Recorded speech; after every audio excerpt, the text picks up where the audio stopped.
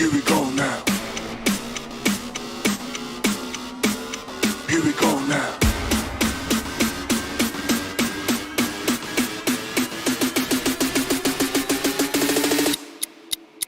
Here we go now.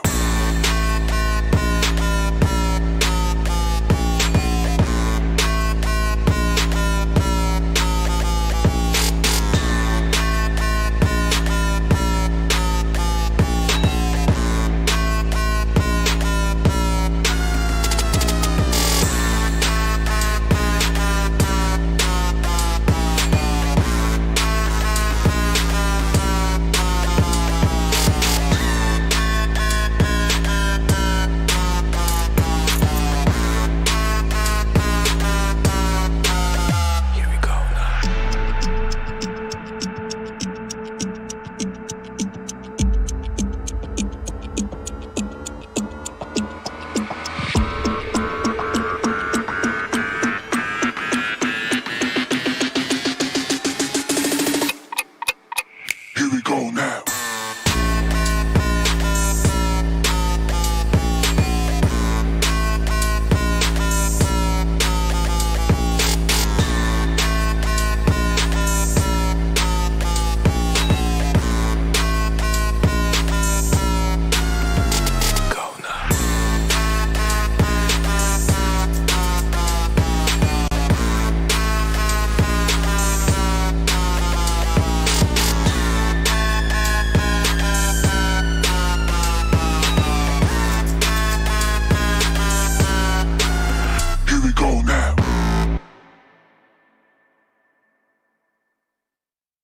Here we go now.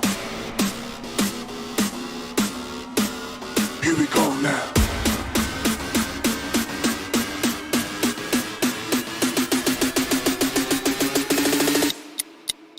Here we go now.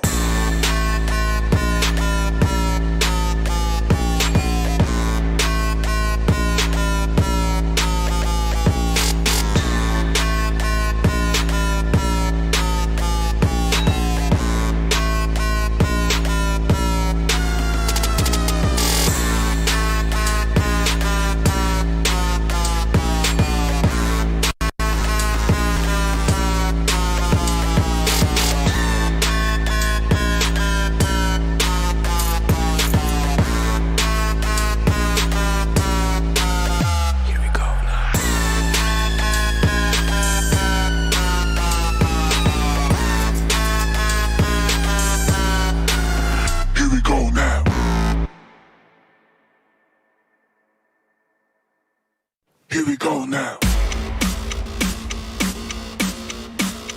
Here we go now. Here we go now.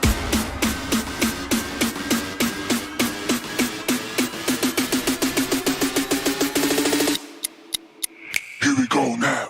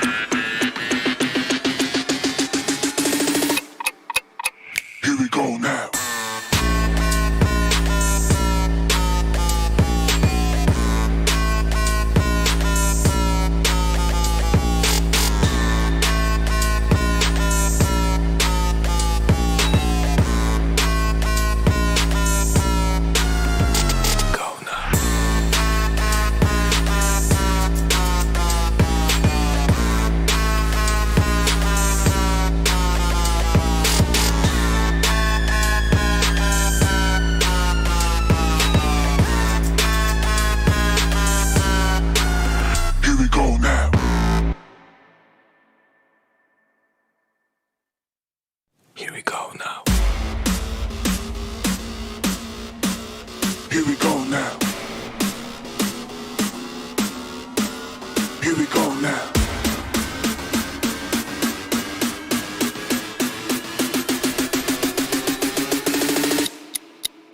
Here we go now.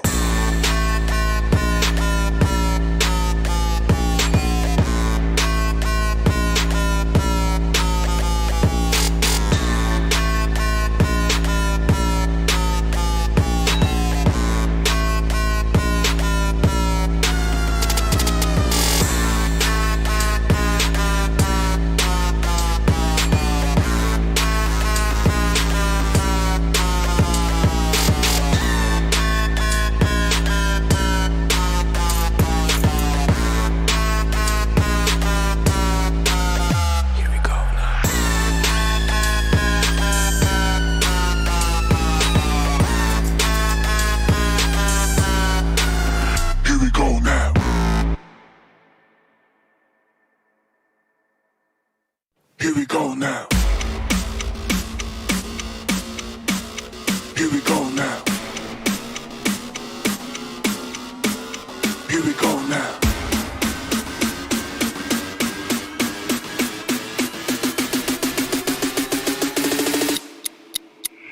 go now.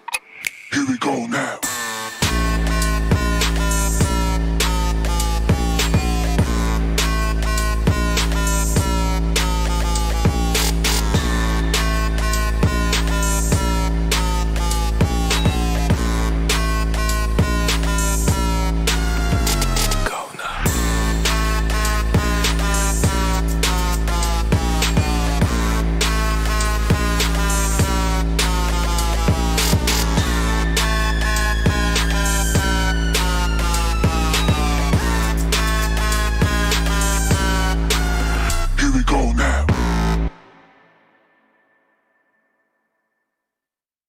Here we go now. Here we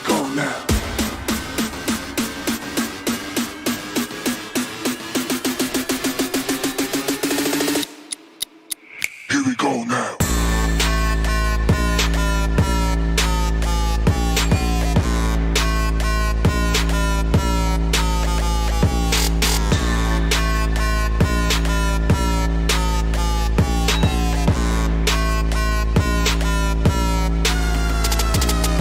Here we go now.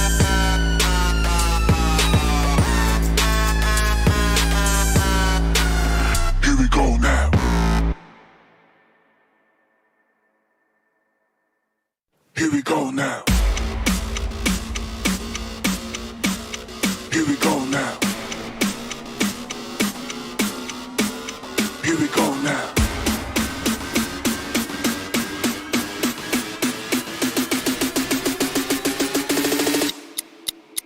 Here we go now.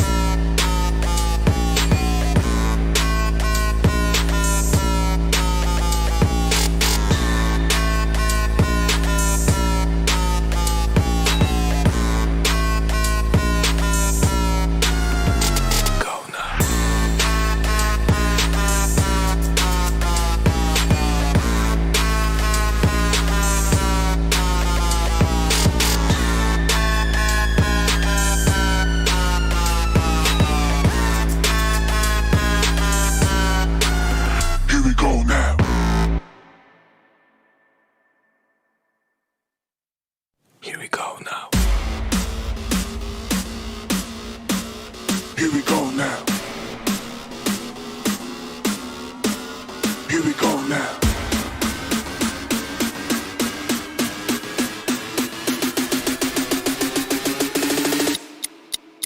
Here we go now.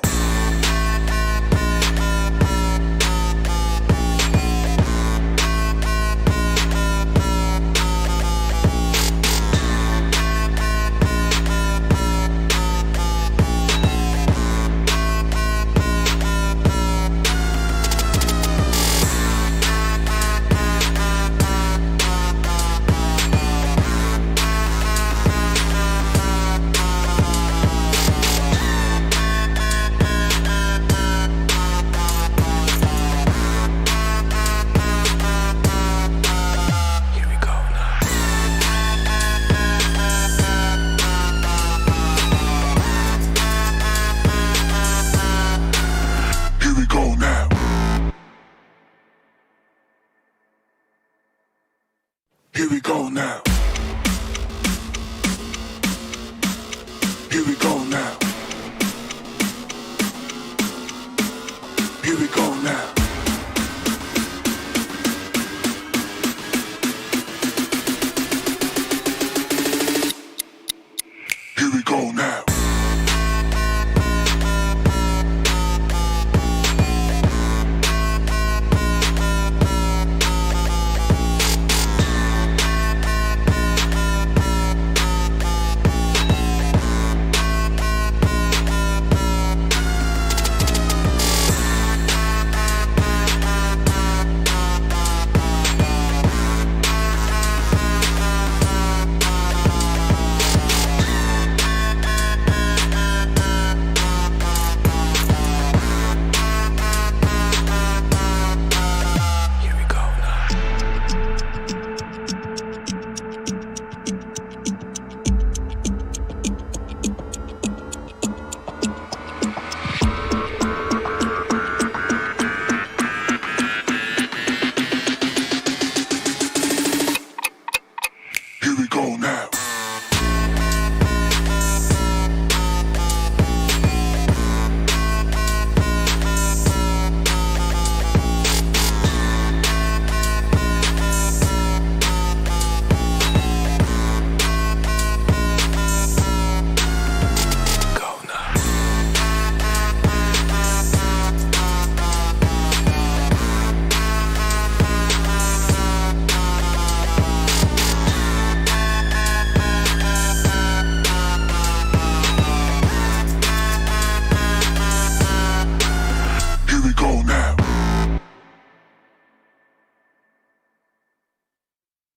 Here we go now. Here we go now.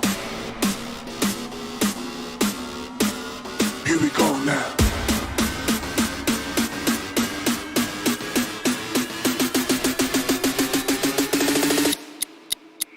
we go now.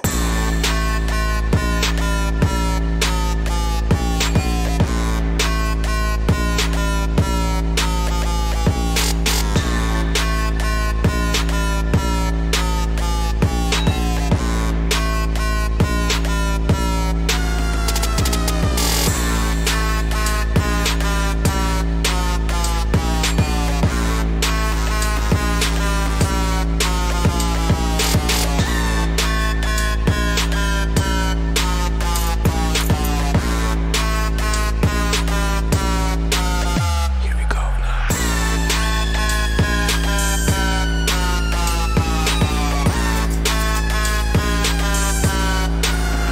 we go now.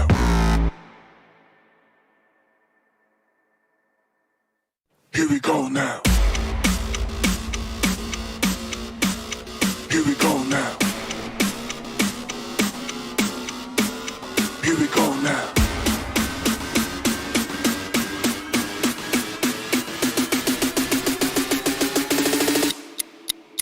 Here we go now.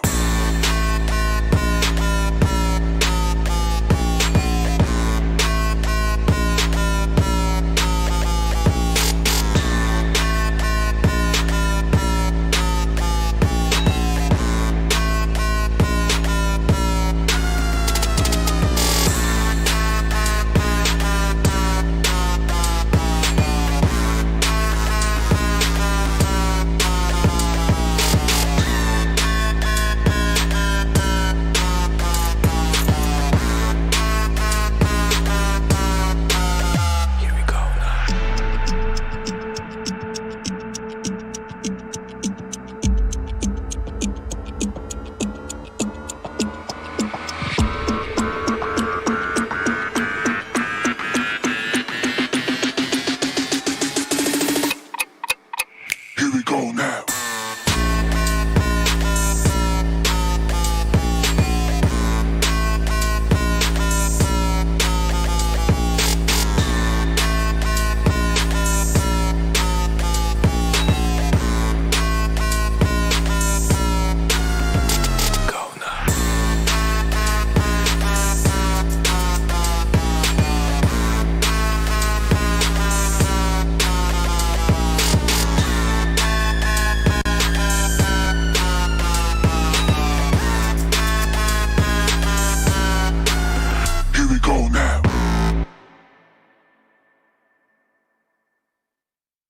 Here we go now. Here we go now.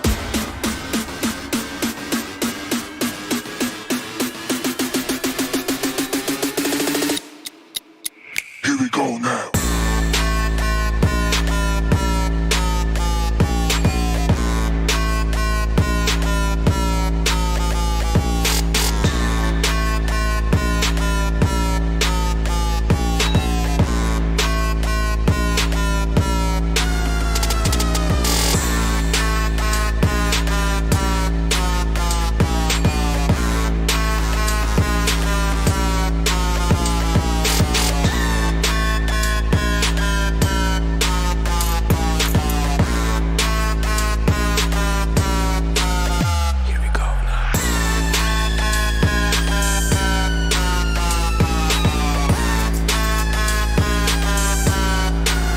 Here we go now.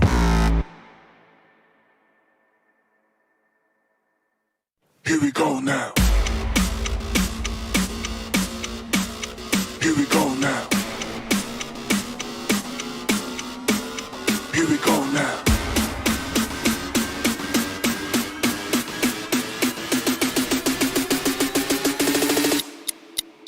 Here we go now.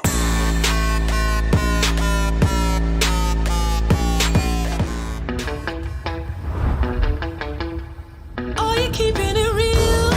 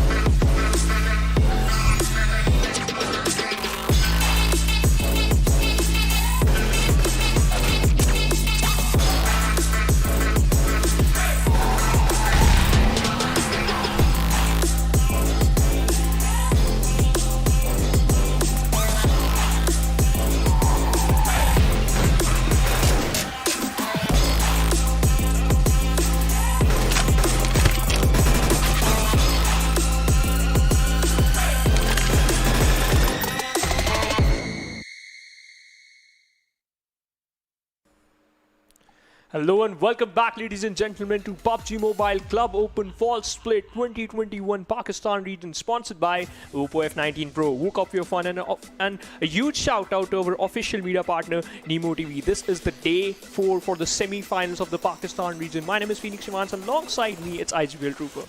Well, hello everyone, and this is the day number 4 for the semi-finale, right? So all these teams who are going to complete their matches today are going to equal 8 matches inside the overall standing. So pretty important day as far as the PMCO as far as the semi-finale is considered, because only a few teams are going to get qualified from here. Yup, and the pressure is high and the numbers of games are decreasing. So some of the teams they have to step up their game, because if they are present on the 3rd and the 4th page of the leaderboard, the pressure on those teams are pretty high. But teams like ZARAR Esports, they just played their 4 matches, but still they are on the 1st page of the leaderboard, so they are quite happy with their performance. Well, certainly they are. Now we're going to have a look at the tournament explanation and the format that is going to be here. And today we are going to witness Group B and Group C on the day number 4 go up against each other. And earlier we have had Group A go against Group B, and yesterday it was Group A and Group D encounter. Every single group is going to play 12 matches, and on the basis of that, the top teams are going to go ahead. Yeah, the top teams are going to go ahead, but why these teams are competing against each other, why these teams are just putting the best effort they can just because of this massive prize pool, $29,200. If you're going to finish at the first place, you'll get $3,600 as well as the ticket for the PMPL Season 4. And if you go down, so that's the price distribution. But at the group stage, if you are just qualified for the group stage, you get $300 for yourself. But how we're gonna notice and how we're gonna calculate that which team are at which position just because of this point structure. For the first position, you'll get 15 points and the number keep on decreasing, and the 13 and 16 position, if you're gonna end up at the 13 and the 16 position, you'll get 0 placement point. But the X factor is the kill points. For each kill, you'll get 1 kill point. Well, yes, and now we are going to have a look at the squad rosters for Group B and Group C, who are going to play their match number 5, 6, 7 and 8 today. Max Esports, we've had a good look at them in the past. Freestyle would be joining them, and ZARAR from the previous PMCO, they're going to be here as well against Team 138. Let's see how these teams are performing. Solo Esports, they're also looking really good inside the tournament. We'll have a close eye on them, but F2D and Too Easy 4 are going to complete the Group B. Yeah, Too Easy, they are also present in the Group B, but let's talk about the squad roster of Group C. We have Team Star, Clarity Esports, and if we talk about this team, they are at the 11th position with 51 points. Team Star on the 12th position with 48. We have the Grounders, COBx, Modified, Reaper X, and one of the famous team from Pakistan, Portal Esports. Well, yes, Portal Esports is also going to be here. We've had a good look at them during the NC as well, but let's see how they're going to perform today. Reaper X has been doing a pretty good job recently, but they're going to continue the good work if they want to make sure to go ahead inside the regional finale as well. But the schedule for the day for Group B and Group C encounter is going to be the same just like yesterday and the days before. Erangel, Miramar, Sanhok and Erangel, all the 4 matches are going to go up one after the other.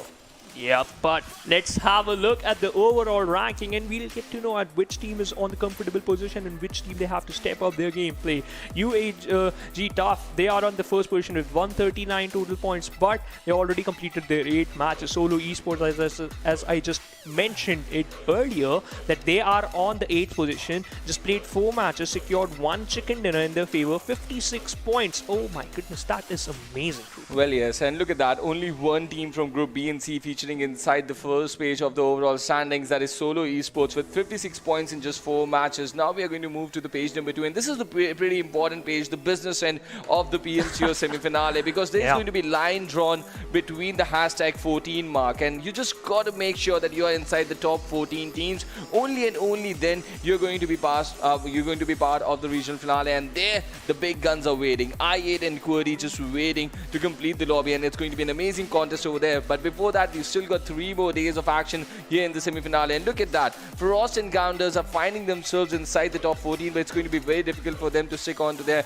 Frost do have a chance to move up the chance today. Let's see how they're going to capitalize. They have a chance to move on with Modified, Max D.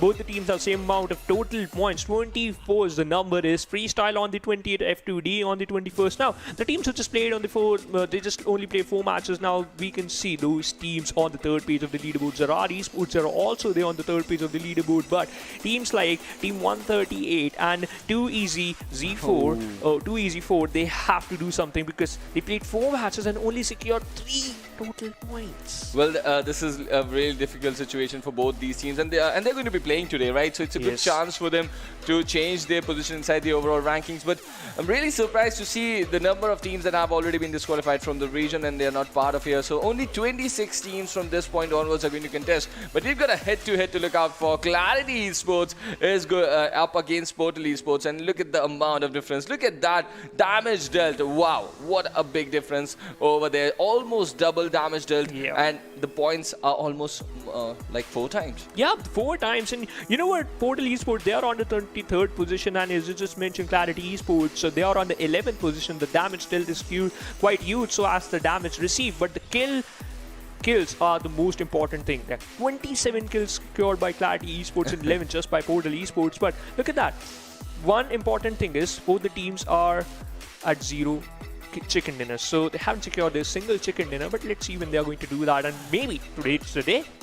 well, this might just be the day today. It's going to be very interesting how they're going to deal with this. But let's see how they are going to move ahead as well. And 51 total points for Clarity Esports. They're having a really good run, and just like you mentioned, no chicken dinners for them. So so far, let's see when they're going to change that for themselves. And a team to watch out for today is going to be Reaper X. The way this team has been changing their stances, let's see what they're going to be able to pull off today.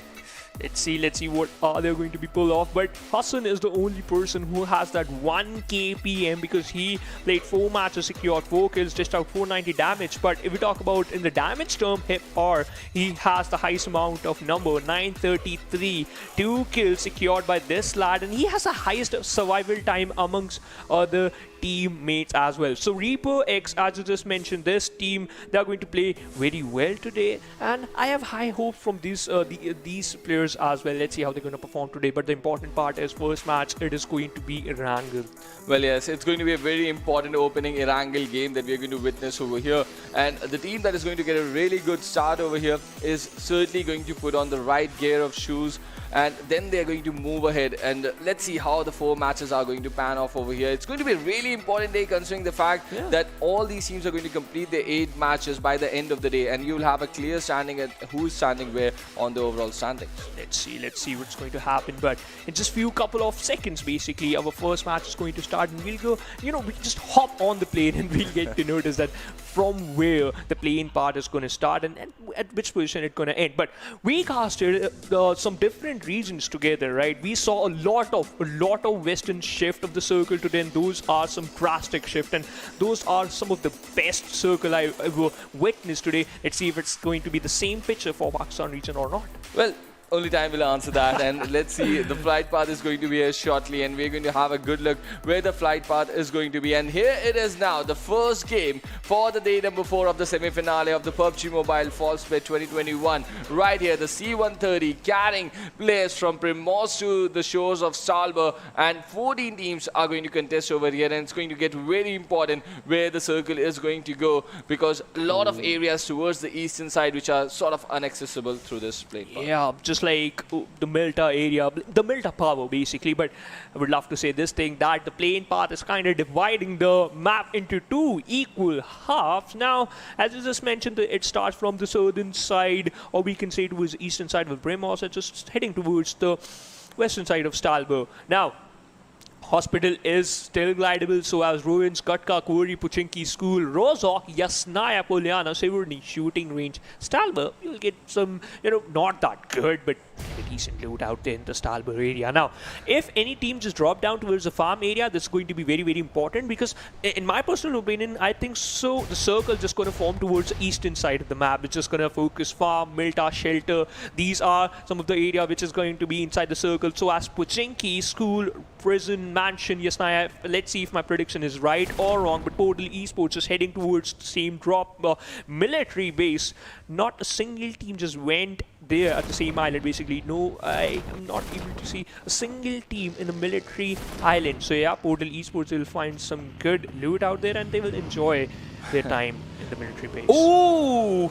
What an amazing circle we have over here. Look at that. Georgia Pool containers right in the heart of the circle here. And wow, such a northern shift of the circle so early in the game. This is going to get really interesting. I was going to say that only 1 team on the military island, but they've got to travel big distances to make themselves a part of this first circle, and it's going to get really, really interesting. But the flight path has been really good for a lot of teams out there. Teams like 138, teams like Solo Esports, they're going to find themselves in good spots already, and Severny is also occupied by Team Star, the place that they love to go. But let's see how they're going to control the vicinity. It's going to be very, very important when the other teams try to rotate. Now look at that, Bablu, they're quite happy with this, okay, because they are in the dead center of the circle, Trooper, and if the circle is just going to keep moving on towards the northern side, then Team Star, they're also going to enjoy this as well. But as you just mentioned in earlier, Portal Esports, they have to cover a lot of distance, as well as they have to face a lot of teams. Reaper Quraysh has dropped down near those 6 compounds present towards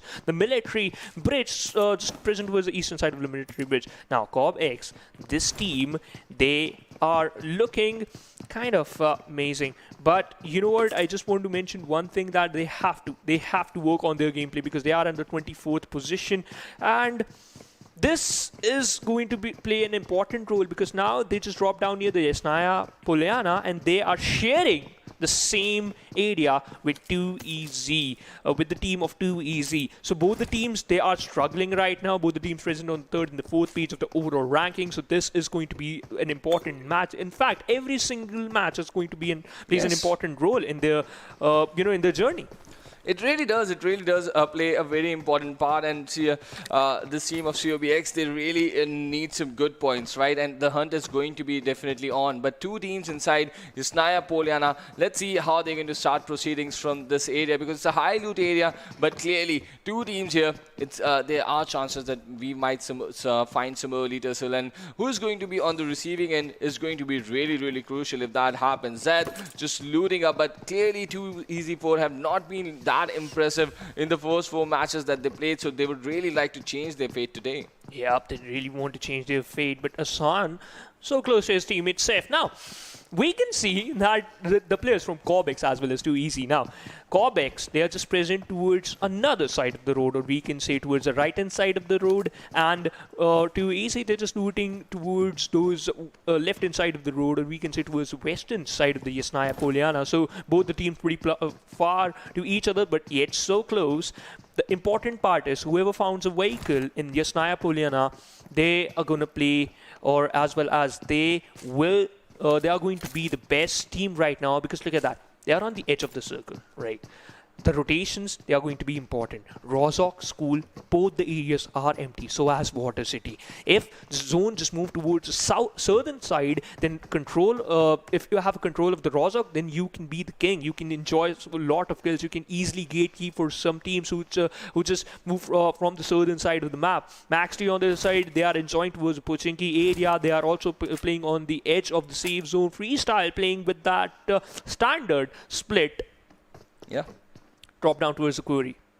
Well, it certainly makes sense. The way we have witnessing those hard shifts come into the play, the meta has certainly changed for the circles inside this false split. So definitely there's a possibility that the Rozhok city might come into the equation if there's a very hard shift towards the southeast side. And we're going to have a clear idea once the second circle is going to shape up. But for now, look at that, the kind of cluster that is developing near the Georgiapol area. So many teams already there, but Freestyle, as you just mentioned, are also looking to rotate towards the circle now. They're just finding themselves on the edge of this first circle, but I don't think they're going to stay there for a very long time. They want to, they would be looking to take a more centralized spot. Oh, for sure. They will be. But now TG on the other side, they are moving from the western side of the area, so the rotations, it is going to be quite easy. But the grounders, they are just heading towards the Georgiapol city for sure, or maybe they can contest the hospital area as well. They might end up against the players of Solo Esports. It's going to be interesting. Malik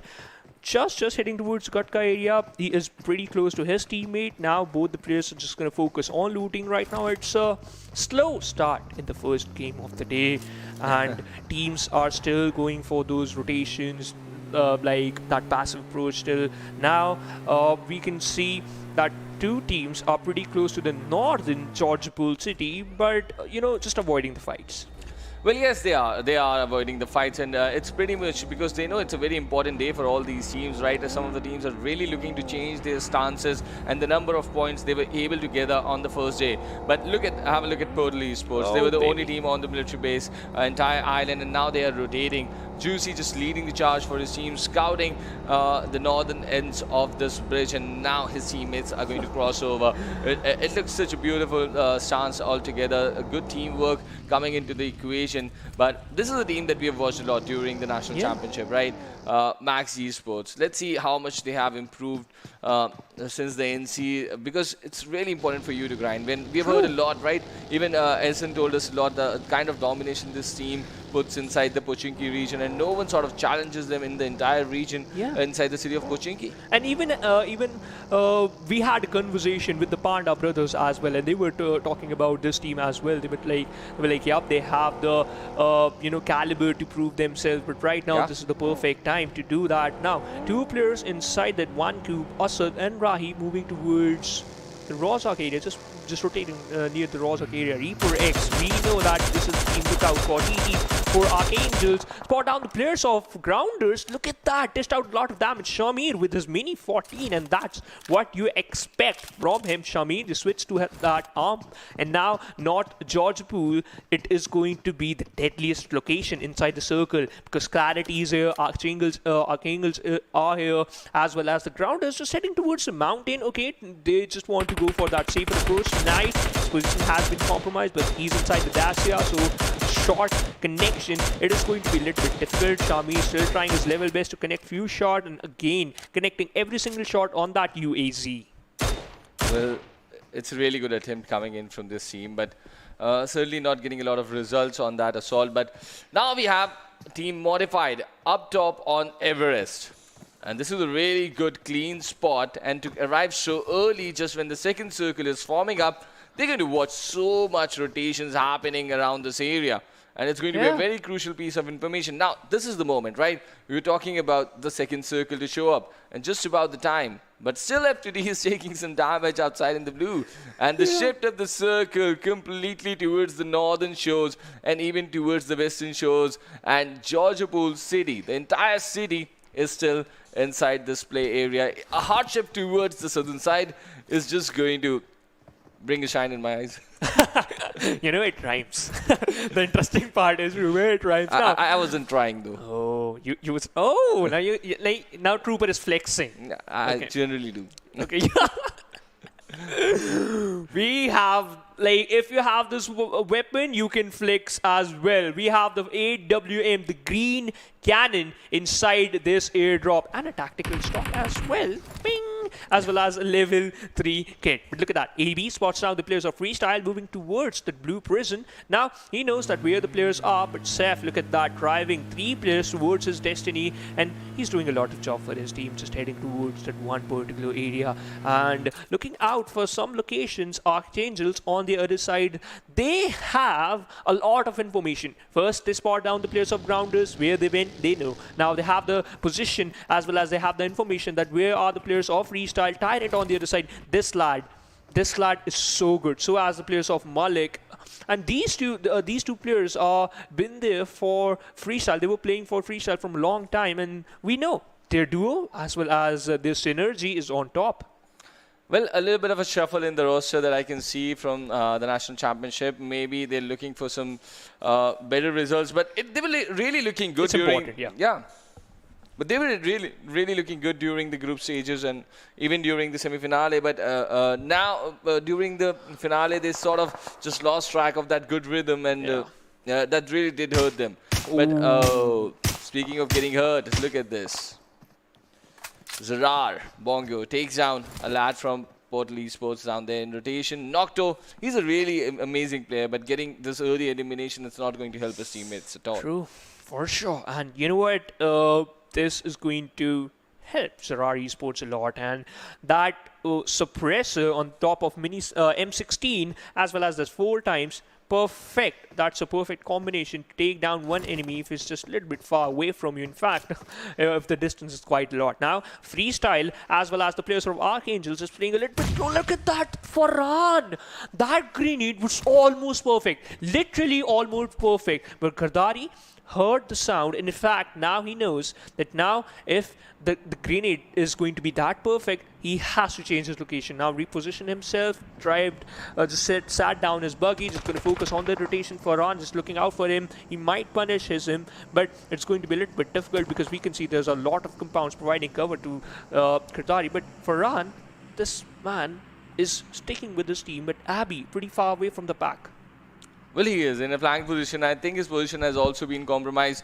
But it's going to be very important to hold on because this is just the second shift of the circle and they're finding themselves in a very good spot considering the second circle. So it's going to be very important where the third circle is going to shift. And maybe after that, things might change. The gears might change for this team and the moment is just about to arrive. Let's see where this goes. Let's see.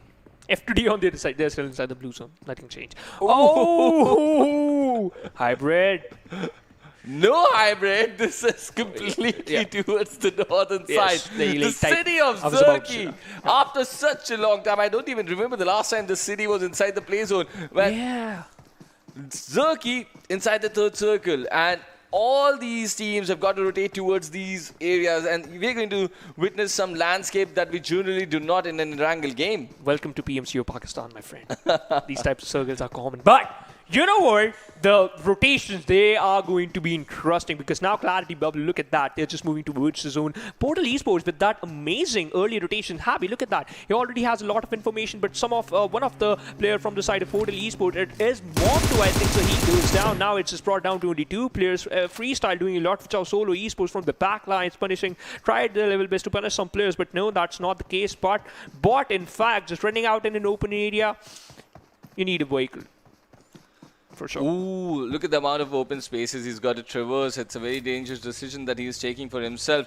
But let's see how it's going to result for him. ZARAR on the other side, they're picking up kills, important kills for themselves. They've already got 2 in their tally, and they're shooting on rotations coming in from this side. And this is Max Esports coming in from Pachinki. But Dread, he's just stepped outside his vehicle and taken one of the last down. He's just trying to confirm Coronas with that big info spray. Does it? And is he going to head back towards his vehicle? No. He's looking to take control of this spot right now. Looks decent, but is still a little bit tricky because there's a bit of a high ground on the back lines and they've got to be really, really cautious about that. Look at that. Kazari just using that SKS so perfectly. Found not.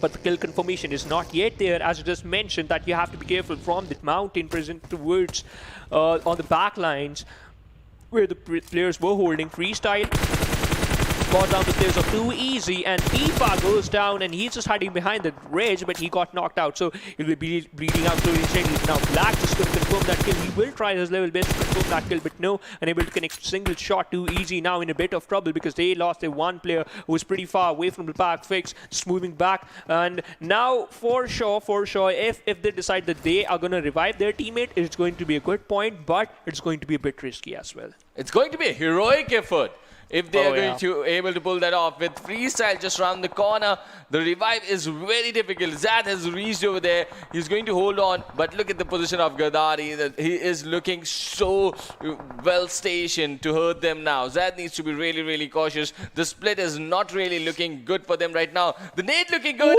brings down Zayed as well, and even too easy for Ifa goes down once again. Not looking good and too easy for falling down in numbers.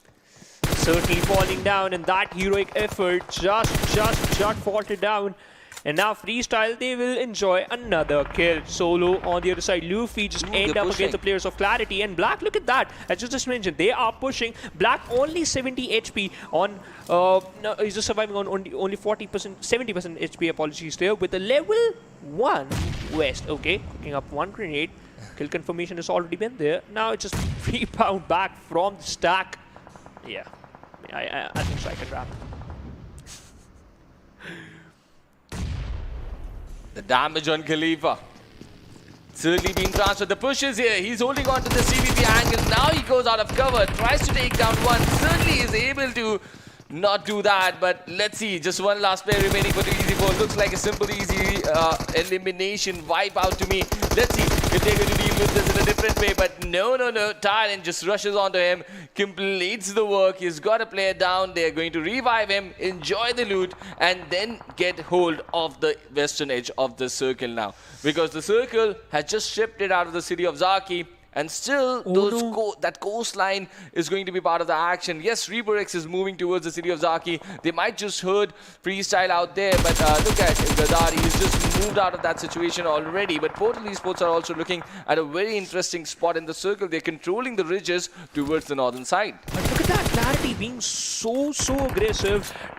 Pins it down the players of COBx. Bamish on the other side. Amish, my bad, is on the other side, just playing for the side of Modified. He needs to revive his teammate, and that is going to be the first important job for him. Now, on this end, we can see the Freestyle come into action, and they are stealing some kills. They are trying to steal some kills, and Amish is the person who eliminated that one player. But COBx takes an exit. Kudos to Garthari because he was so good with his SKS as well as with M416. COBx takes an exit at 13 without securing a single point. FS Tyrant, this team is also stepping up, already secured a lot of kills. In fact, 6 kills in their backpack. Clarity got stuck behind this tree. Zibian in a bit of trouble. Even ReaperX has lost a player over there, so it's a difficult situation for them. But Clarity, they're looking to gain momentum towards their side, and they're finding a good sweet spot towards the southwest part of the circle. They've got to deal with the grounders right in front of them. The TG Shapata, let's see what is he going to do. Jigsaw here with him, watching this rotation coming in from Dani, and is he going to allow that? Yes, he's certainly going to give him an easy passage. Yeah, they are going to give them easy passage, but look at that, grounders. Now, they have a control of the center of the circle. Venom on the other side from a different angle. His kill has been secured by Zigzaw. Tyrant spots down the players of ReaperX. He's going to punish them a lot. And now, they are just got knocked out near the shore. Zigzaw, he's again stepping up. You want to secure another, and yup, another in the backpack. Tyrant, he's not stopping. Malik on a very good position. So as Gardari switched to his M416, dished out a lot of damage, received a lot, now falling back on 15% HP. The backup is already here. Now, look at that, cooking up another grenade, and now this will decide the fate of ReaperX. It lands perfectly? I don't think so. It's a bit short, dished out a lot of damage. Vampy on very low HP. Now, oh my goodness, Malik, he will go down by that explosion, but Hassan on very low HP. Now, it just all comes down to Vampy, surviving on just 10 black, slowly and steadily closing in. So as Tyrant just playing from the edge, and now has the height advantage. And certainly the fight is out here, but he takes one more player down. But luckily Freestyle have the numbers in their favor. It was a really good attempt coming in from ReaperX, but yes, they were eventually pulled down in this opening. Erangel, a nice valiant effort going down, but yes, they are certainly going to gain a lot of confidence from this fight. The way they just denied to go down easily was really remarkable. But the next shift of the circle, slightly towards the northern side, this is going to pose a lot of problems to all these sort of teams who are just lurking around towards the southern part of the circle. Even ZARAR Esports are finding them inside. They've got a good ditch to play with, but do they have the players? They've got 3 players right now, but it's a very big open space that they got to control. Are they good enough to do that or not? We've got Vaz here in front of us, one of the star players from the previous tournament. Let's see how is he going to handle the situation. Max Esports headed towards him. He takes one of the lads down from the buggy that was from Team Modified, and now Max Esports right in front of him. Let's see, this Nate going towards Red. He has a clear idea where they are, and he's just looking for some support. Then Bonga is just arriving towards him, and Vaz alone has been just that stopping force, stopping the entire team of Max Esports towards this side. Let's see how this fight is going to go ahead. I think Max Esports are already starting to rotate.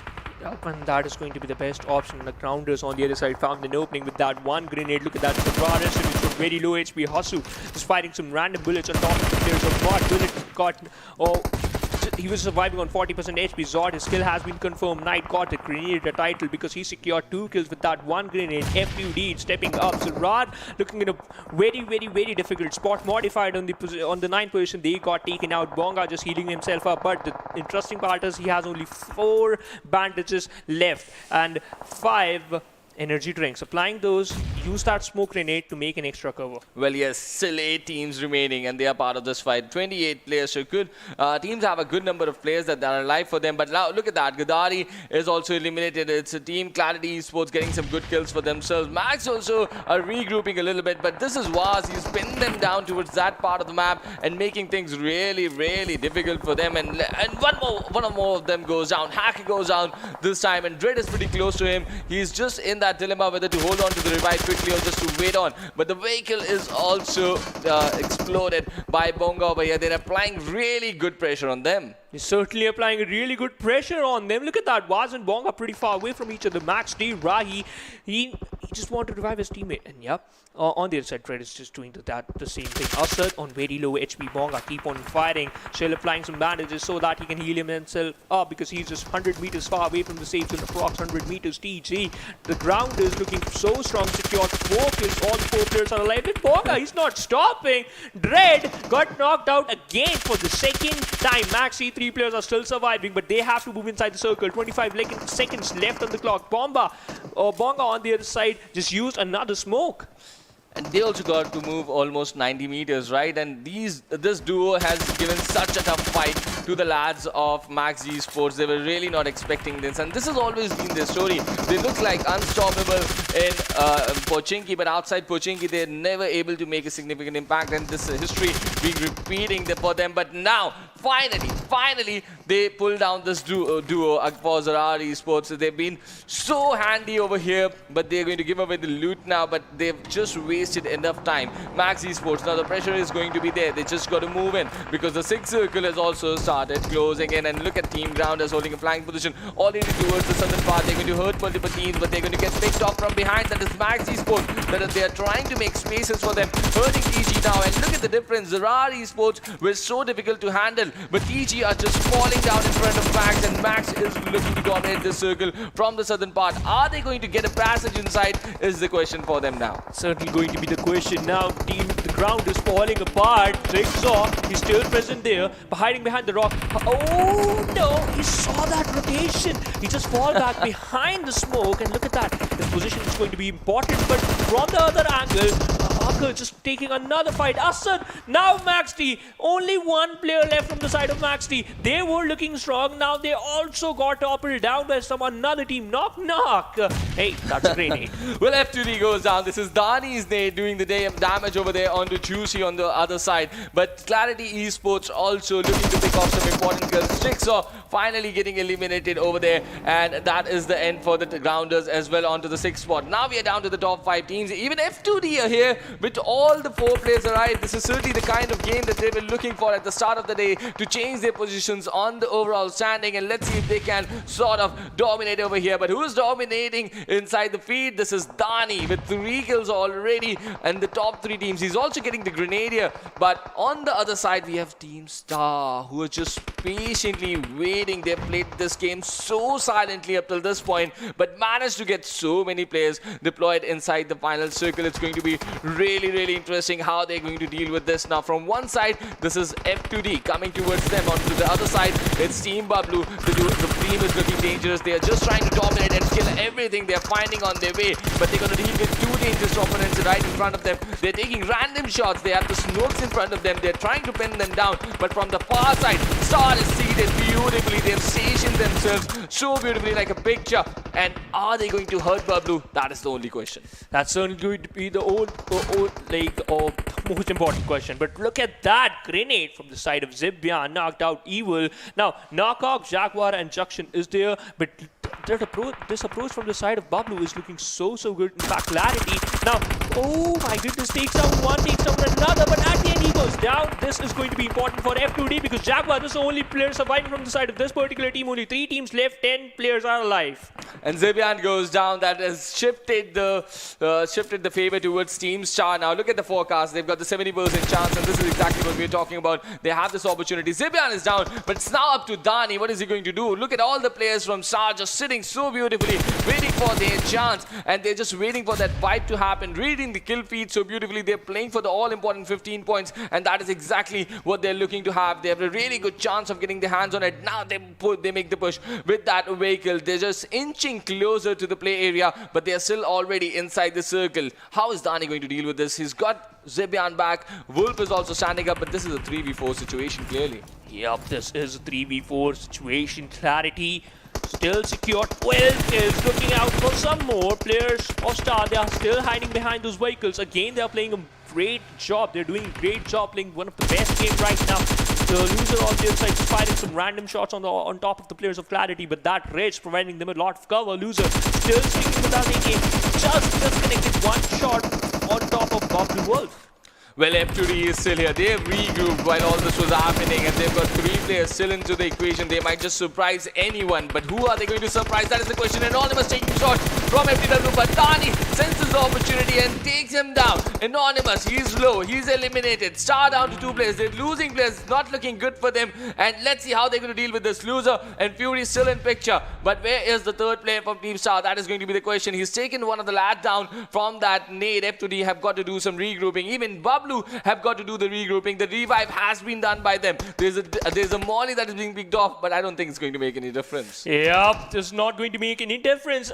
But he compromised his position here, Boblu. In fact, the player from Clarity saw that trajectory, but Dani still hiding behind the Tesla. Switch to this M416. He's on rampage. 5 kills secured by this one lad. After 23 seconds, the 8th circle will start closing in. 38 meters is the distance. Clarity, 3 players arrive. F2D still in the fray. Fury just looking out for the team as well as providing some cover to Zyro. 10 more seconds remaining, and then the zone will start closing, and this is not looking good inside the favor of F2D, and this is going to be a very tough task for Team Bublu, considering the fact that Team Star have got multiple players already inside the circle, but one of them is down, and this is Dani making the impression. Can he get the second one? Can he get the second one?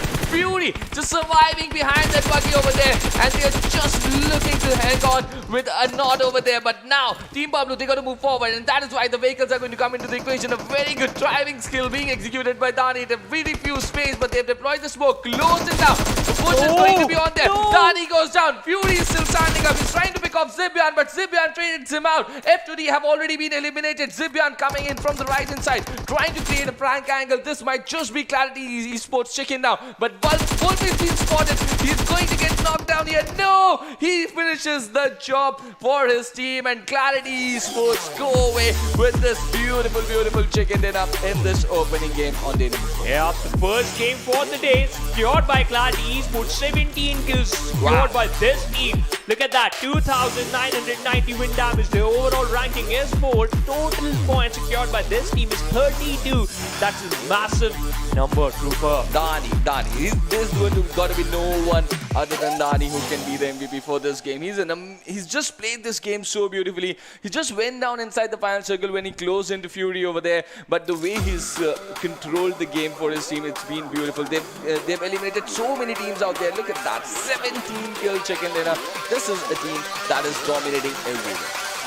It's the team that is dominating everywhere, and that's what I like about them. But how many points other teams secured? Just like we saw that Rasa as well as F2D, they were in the final circle as well. But these fights, they were amazing. But I literally love the way it just started, because it just the circle basically just formed towards the northwestern side and just shift towards Zerky area. Then it's towards shift towards the shooting range side, or we can say towards the western side of the shooting range. Zerky, it was part till the 3rd zone. Then after that drastic shift, every single team just decided to move inside the circle. Portal Esports, they lost their 2 players in a very, very early stage, but still those 2 players, the final 2 players surviving till the end secure. At least they were in the top 7, I think so. Well, yes, it was a recent effort coming in from Portal Esports, but the kind of gameplay coming in from ZARAR, Waz and his teammate Bongo, it was really remarkable the way they were holding on Max. Yeah. But Max really looked good when they were facing other teams, but Vaz, he was a special player out there, just holding on, and really he's going to be part of the top 5 players, I'm just hoping. But Dani, and the way this guy was playing from the western edge was really remarkable, and they made sure that they pinned down freestyle when they needed to. They challenged Star so beautifully inside the final circle. Star had got all their 4 players inside the final circle. They were patiently waiting. You did not see where Star were entirely during the mid game, but they made sure that all the 4 players were there, but somehow they missed out this chicken. Missed out this chicken. We used to call it that patience is the key to success, but sometimes you have to be aggressive. So just like Clarity Esports were like the players just brought down to only 3 players, but at the end, as I just mentioned, the approach from the side of Dani, that that aggressive approach helped them a lot. But kudos to F2D as well, because they were faced a lot of aggression from different teams, but still they finished at third position. Now we have the MVP in front of us. It is going to be Bablu Dani for sure. Secured 6 kills. Well, no prizes for guessing. I'm not taking any credits because this guy has been absolutely spectacular in this game. The way he's controlled the final circle, look at the healing done as well. 365 and no assist from him. So he's just made sure whoever he has found, he's pinned him down completely. And out of the 17 kills, 6 are his. So even Zibian and Wolf had a good role to play in this chicken dinner. And really excited to see how this team is going to progress in the PMPL because they've already earned the sword for themselves, right? But they are just being, the hunger is still there. They're dominating with a 17 kill chicken dinner inside the PMCO game, even after they have a slot in PMPL. So that tells you a lot about the approach for the team. Yeah, you know what, they just want to practice some more, and that's why they're just playing in the team. Pakistan now, Gardari is on the second position from the side of Freestyle, secured 6 kills, and that's again massive. He just out the highest amount of damage amongst other teammates. But let's talk about and let's have a look of the match summary for this first Erangel. Highest kill being secured by Dani. ZARAR, he has secured the longest distance kill. Highest damage being dished out by Gardari. Jaguar used the most utilities, and obviously it's going to be from the side of F2D. But Clarity Wolf gave the highest amount of assists. It is 4.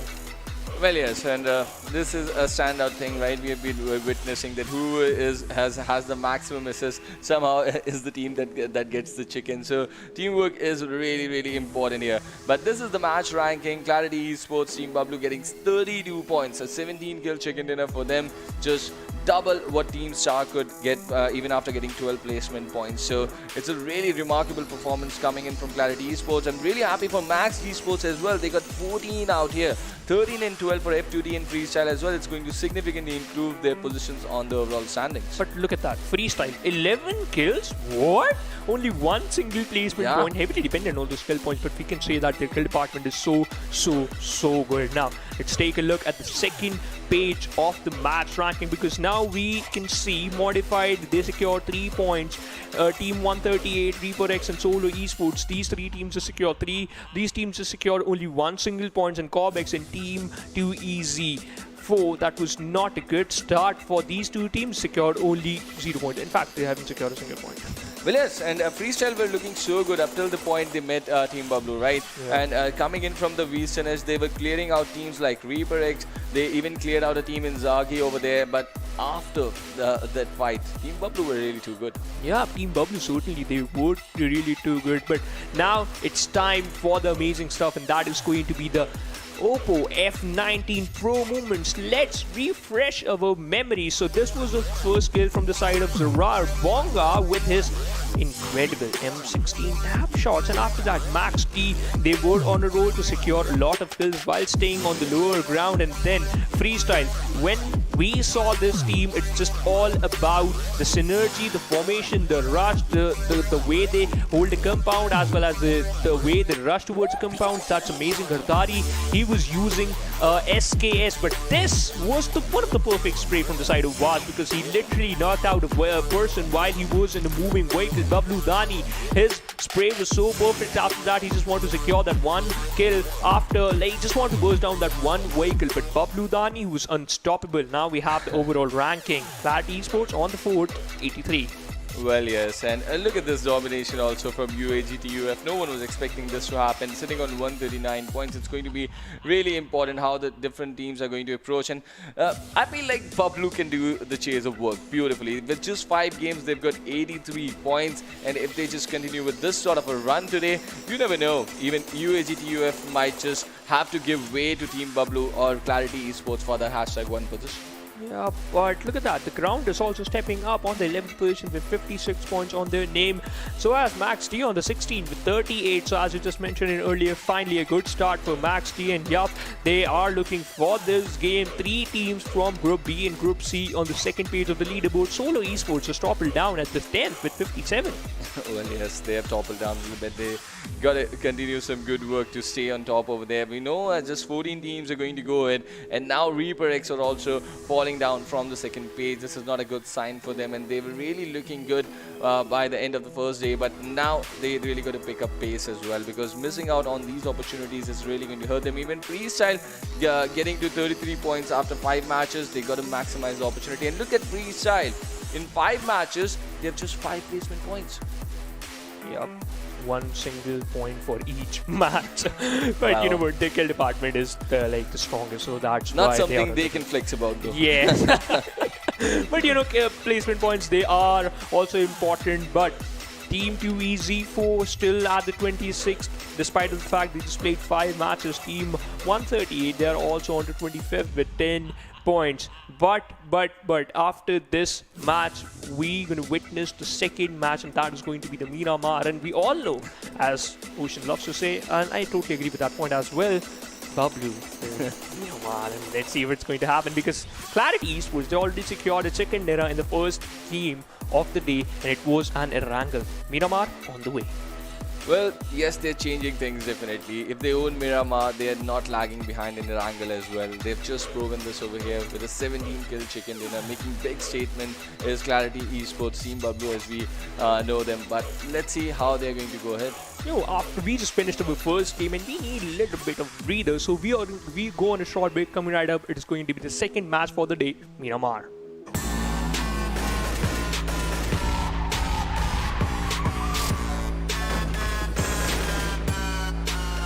Here we go now.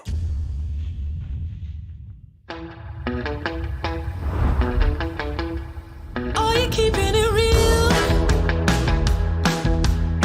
I'm calling shotgun, wanna see my baby run. Oh, what's the word on the sea? Kicking up the dust, if you know what I mean. We got a good thing going. We got a good thing going on.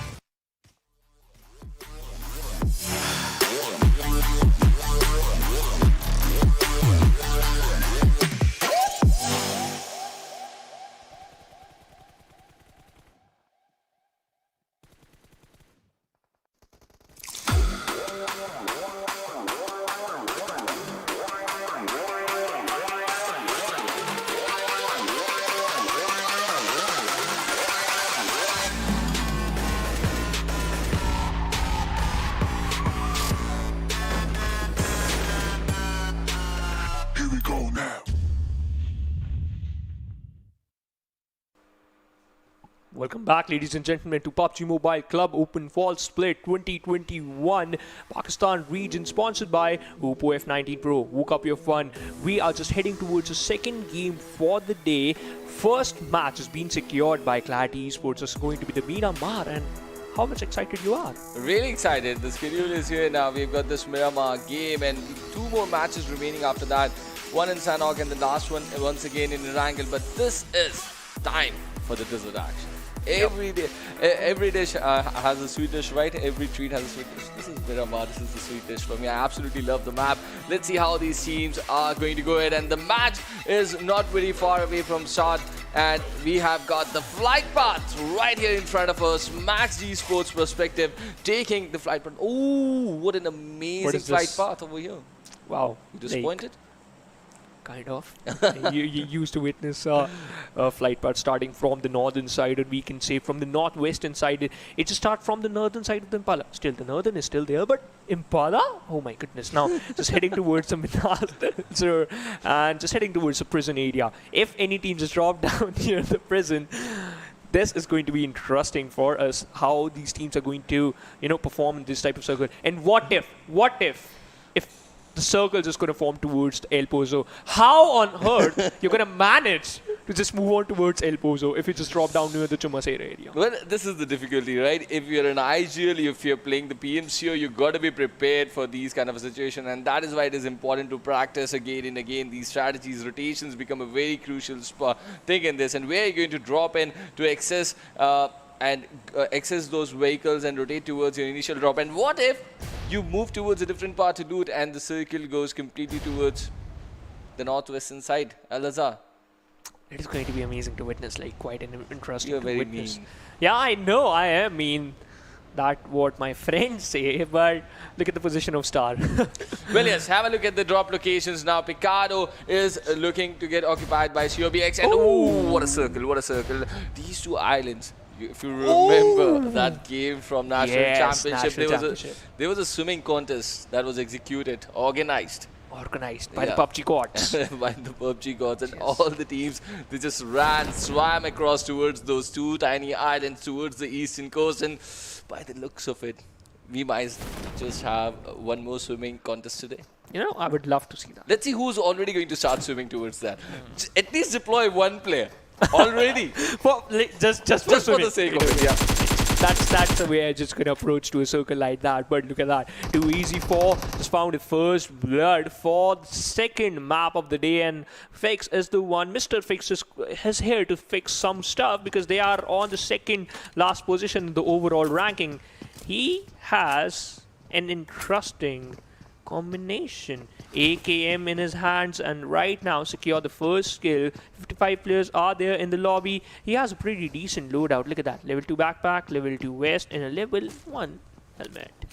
Well, yes, he's already got a kill for himself, right? So that's going to do a lot of good to his confidence as well, and it really becomes important for a team like 2EZ4. They're struggling so much on the overall standings, and just winning a 1v1 situation might just be the kind of confidence booster that they would be needing to make sure that they go ahead and make some impression inside the game as well. So let's see what they're going to pull off. But Amish from Modified, he's just holding on to an angle that really is not looking a very good cover. Yeah, this is better. This is, this is way better. Level 3 helmet with the Thompson, extended mag, level 2 vest. That type of loot I would love to have in very, very early stage. But still now, go down, don't worry. Yeah. Like, why? Ruper, why? Like, you have some personal grudges. I know I beat you in that 1v1 TDM, but come on. Please don't do that. Now, look at this. This is a flying position for Khalifa over there. And look at this. Mr. Fix, where have you been? And now this is going to change the scenario completely for Amish. And Modified here in front of us. And this is not looking good for him. He's got enemies in all the possible directions. I defeated you in that 1v1 TDM. I still remember that. But as you just mentioned, Amish is just hiding behind the crates. But now look at the position from the side of 2EZ4. One player, Mr. Fix, is just present towards that one single compound, just behind that one compound. Khalifa inside the blue house. Other two players again to the adjacent compound. Amish, he has some amount of information. He lobbed that one stun grenade, right? But that was not enough to flush out some players. Well, yes. Let's see. He's just holding on. I don't think that the team of 2EZ4 have a clear idea where he is, because he's not holding a very good angle over there, and if just a nade is dropped inside between those two blue containers, that might just be the end for his adventure over there. But now his teammates are getting inside the equation as well. Let's see how this is going to change the stance for them. Looks interesting already though. But Mr. Fix, he sort of looks to have a different plan. Where are you going, my friend? Backup plan, I think so. This is gonna. He has a backup plan, and right now he's just taking it. Okay, so let's read this. So Mr. Fix is just trying to move in towards those southern parts. So he's just utilizing this time. They've wasted enough time in just trying to find out that solo player. So they now realize that this time is absolutely important for them to pick up loot as well. And that is exactly what they're going to be doing now. But the problem is that the lads from the other team have closed in already, and they're already stationed on the northern side of the ridges, so that fight might still break off, because only one of the team is looking to disengage, but the other is still in the aggressive stance. Yes, and you know what? That aggressive stance is important because they need some kills. Jaguar on the other side up against the players of Freestyle Tyrant. From the distance, Jaguar switched to his 140 3 times, trying his level best, dished out some amount of damage, unable to connect a single shot. But Malik from the another angle takes down Evil. He does. F2D once again not having a really good outing out there. They got a really good match in Erangel, but certainly it was not a very high fragging game for them, so they really got to work on the fragging department. But if they go up against Freestyle head on, I think everyone is going to put their money on Freestyle, because they certainly look a very much more equipped team. Let's see. And look at this flying positions that have already been created by Malik and his teammates. Yeah. Applying the pressure and making sure that just a little bit of the coop is visible. Now this is a trap. You know, they want. It's a bait. Yeah, it's a bait. They want, and look at this, smoke is a bait as well. They want that F2D should come out from the other side of the compound, because that is where the other player is stationed. That's how mind games work. Yeah, you really got to be very quick on this, right? And look at this. This is a good split coming in. And even Tyrant has been spotted though, so they have read the situation. Yes. They're not falling for this trap. That's the best part for this now, for F2D Esports, for sure. But this is just 2 players from Freestyle. Now the other 2 are arriving as well. Let's see what is the next trick. Okay. Now they realize that there's no point showing the coop over here, so they're going to take it away and deploy the remaining 2 players. And now the third angle is going to come into the equation. This is Freestyle and a brilliant technical game, and working amazingly. Look at that. Tyrant going for that long flank now. He's reached where Malik is. Yeah. But it's not, like, he's still sticking with the plan. Let's see. He's This is also a going on the 2-2 flank, split now. right, This is a 2-2 split. And FTD are absolutely confused. What are they doing? So as I. Now the third angle comes in. Oh, this is the Bermuda Triangle. But there's a different team in the rotation. Now Freestyle. Oh, the planners backstabbed them, so they forgot to find a better spot. What Solo was doing, they're literally just focusing on the rotation. They spotted out one player who was just sitting inside that one vehicle, but still was focusing on that. Malik from the different angle. Now he has been spotted down by the players of F2D. Look at that. His vehicle is almost destroyed. He's so as him. He's just surviving on 10% HP. His vehicle just got blown up. Deployed 2 smokes. And now he's lost the vehicle that he was using so good to rotate. He needs help because Solo is in the flank position, right? Yeah. And that is why he's just running back, because this can just be the trap that he doesn't want to fall in. And Tyrant has a vehicle that he desperately needs, so he's just falling back a little bit. And this has all happened around F2D, and they have not lost a player, luckily.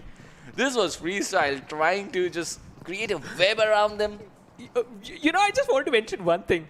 Being over, expressing as well as judging the situation perfectly, sometimes it can backfire, because F2D was like, okay, we're just going to stick to the plan. We are just going to hold this compound. Do whatever you want. Now, joke's on you. No, we are not going to leave this compound. We are sticking inside the circle. We are safe inside the circle. You guys are keep on losing your position. Despite of the fact they are repositioning themselves. But now, Solo, they are going to play a pivotal role right now. Because look at that. Tyrant and his another teammate, both the players are together. Now, Gardari and we can see his teammate, both are towards the Impala compounds. Teammates are pretty away from each other, and Seal, they're also closing in. Clarity is going to do a lot of job. Yeah, they just entered like a train, right? They were really quick. But no, Wolf is down. Wolf has been brought down and eliminated by Malik out there. So Malik and Tyrant already in a split situation, trying to deal with the situation. Now Tyrant is pulled down. Yeah, direct just pulled down, but look at that. The revival is being initiated. Well, let's see what Malik is going to pull off now, because they are already in a split situation. The low toss molly just to buy some time over here. Oh. And then a long molly for the assault. He's heard the noise of him just boarding the buggy, and he's just acted upon the sound cue over there. And this is a really good battle coming in. This is Freestyle's fight. Amazing fight that they're executing. And now they realize that they have bought themselves a little bit of time. But now, this is Bablu. Let us look at their game. Okay. Yeah. They have just created a flying position for themselves. They've lost a player already. Now it's a 1-2 split. So this is Freestyle now having the taste of their own medicine. Oh, yes. Now what? Now what? What are you gonna do? so- What if Clarity lost their vehicles? Let's see. Or if there's going to be a third-party intervention, just like Oh, just no. like the other time. This is and going this is to the be beauty of a incredible. battle royale game, right? Am I watching Tenet? Or what?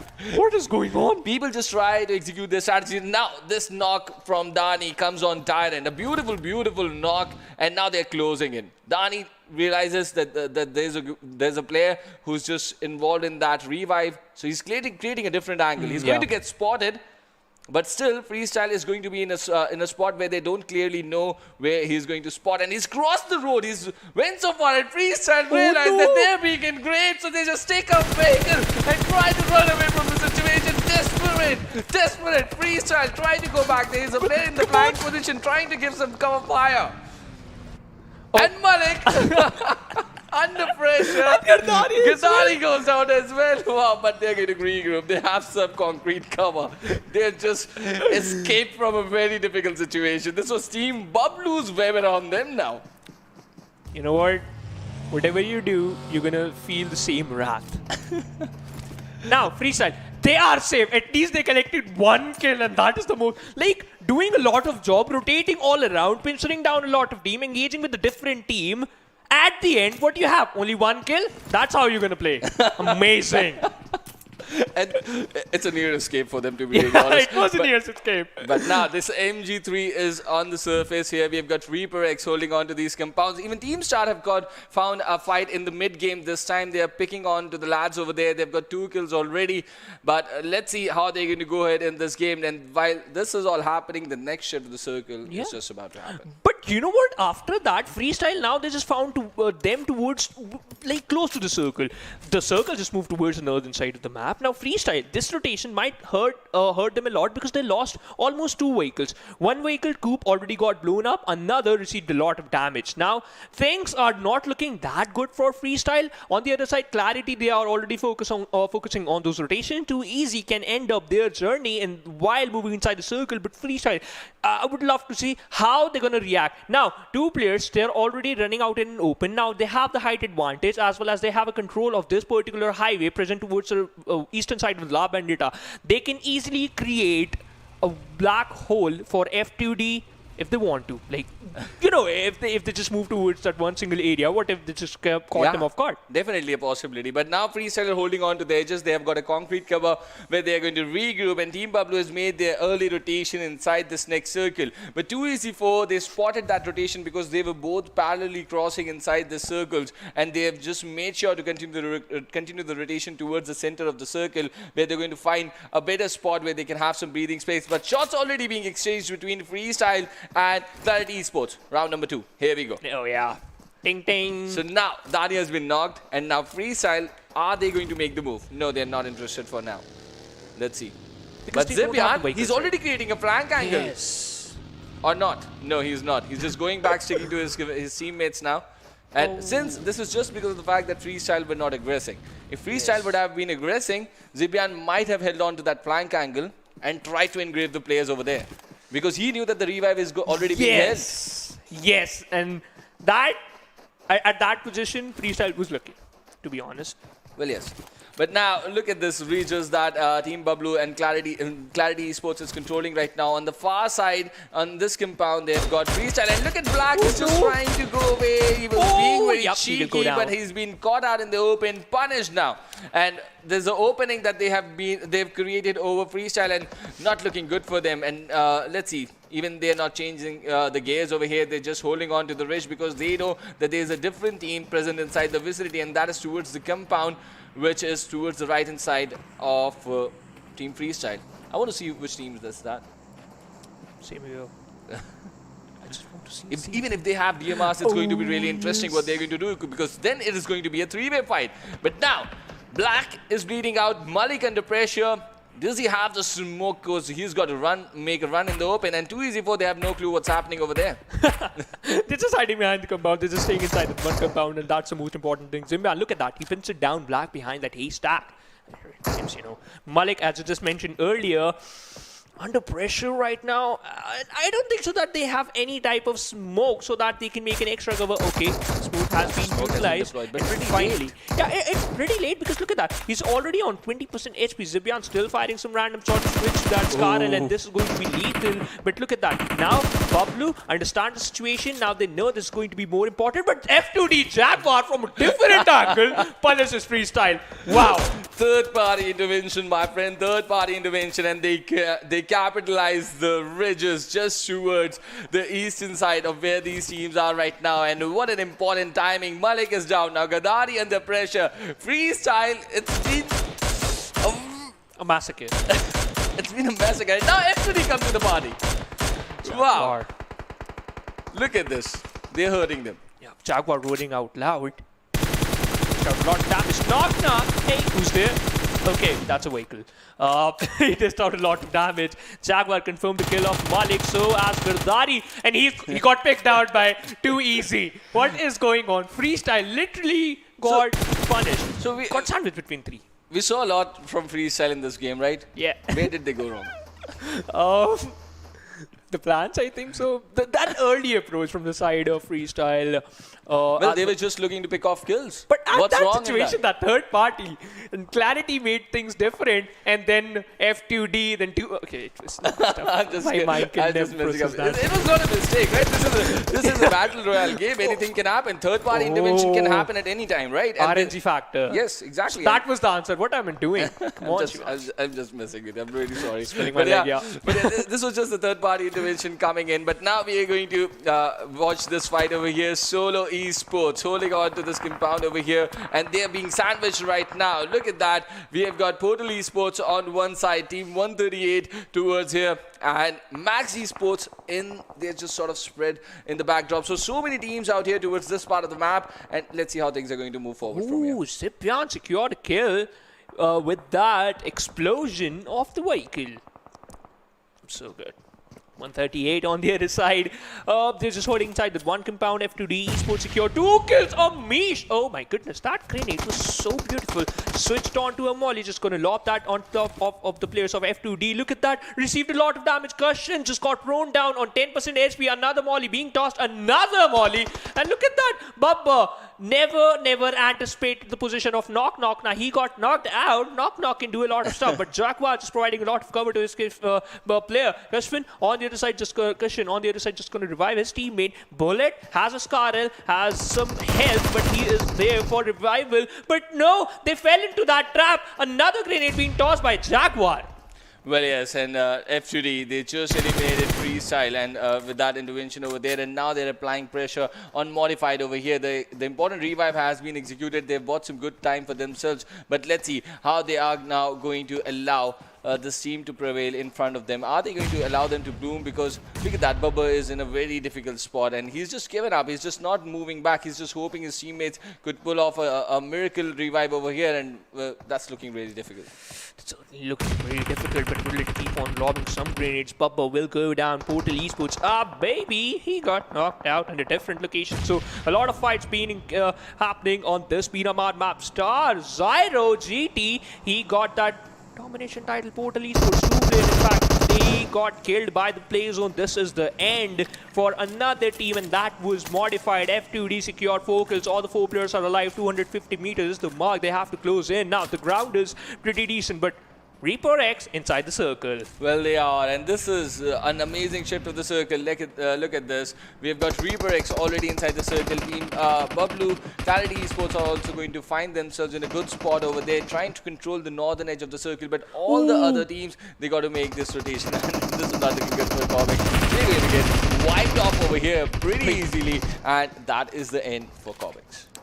That was the end for COBx, but they have to deal with the Portal Esports as well now. They just want to engage in a fight, which is pretty far away from the blue zone, but still it worked out in their favor. Portal Esports, Juicy, still holding that angle up against the players of Max D, F2D Custom, making things more worse for Solo because that final player, Luffy, got picked off by that one lad that takes an exit at the 10th. F2D move inside the circle, so as the players of Max D and Portal Esports, Juicy, this is going to be a difficult part for him because he is rotating out in an open area. The ground is pretty close to Max D. Asad goes down, Hacker on just 5, healing himself up, and this is going to be an important part for him as well because he has to revive his teammate because these are the only 2 players surviving. Hasu, his position has been compromised, Shafter as well, but look at that backfire. The cover fire is so insane. Well, it is. It's really... Oh, but look at that. Chapata goes down as well. And F2D, they're just hurting these players from the distance right now. They've got a really good role in this game to play, and they're still surviving over here. Let's see how far they can go. Just the 2 players remaining already picked up 5 kills for themselves. They're looking good. And now Max Esports, they've been pulled down, shut down by the grounders over here. And Hasu, he's just going to use this shack now for the revive for his teammate. And this is going to be a very important one because they've already got 7 kills. But they have to move inside the circle as well. That's going to be their first priority. But 138, Abby just falling, just making things easier for them. But look at the circle. Now, they have a control of this compound.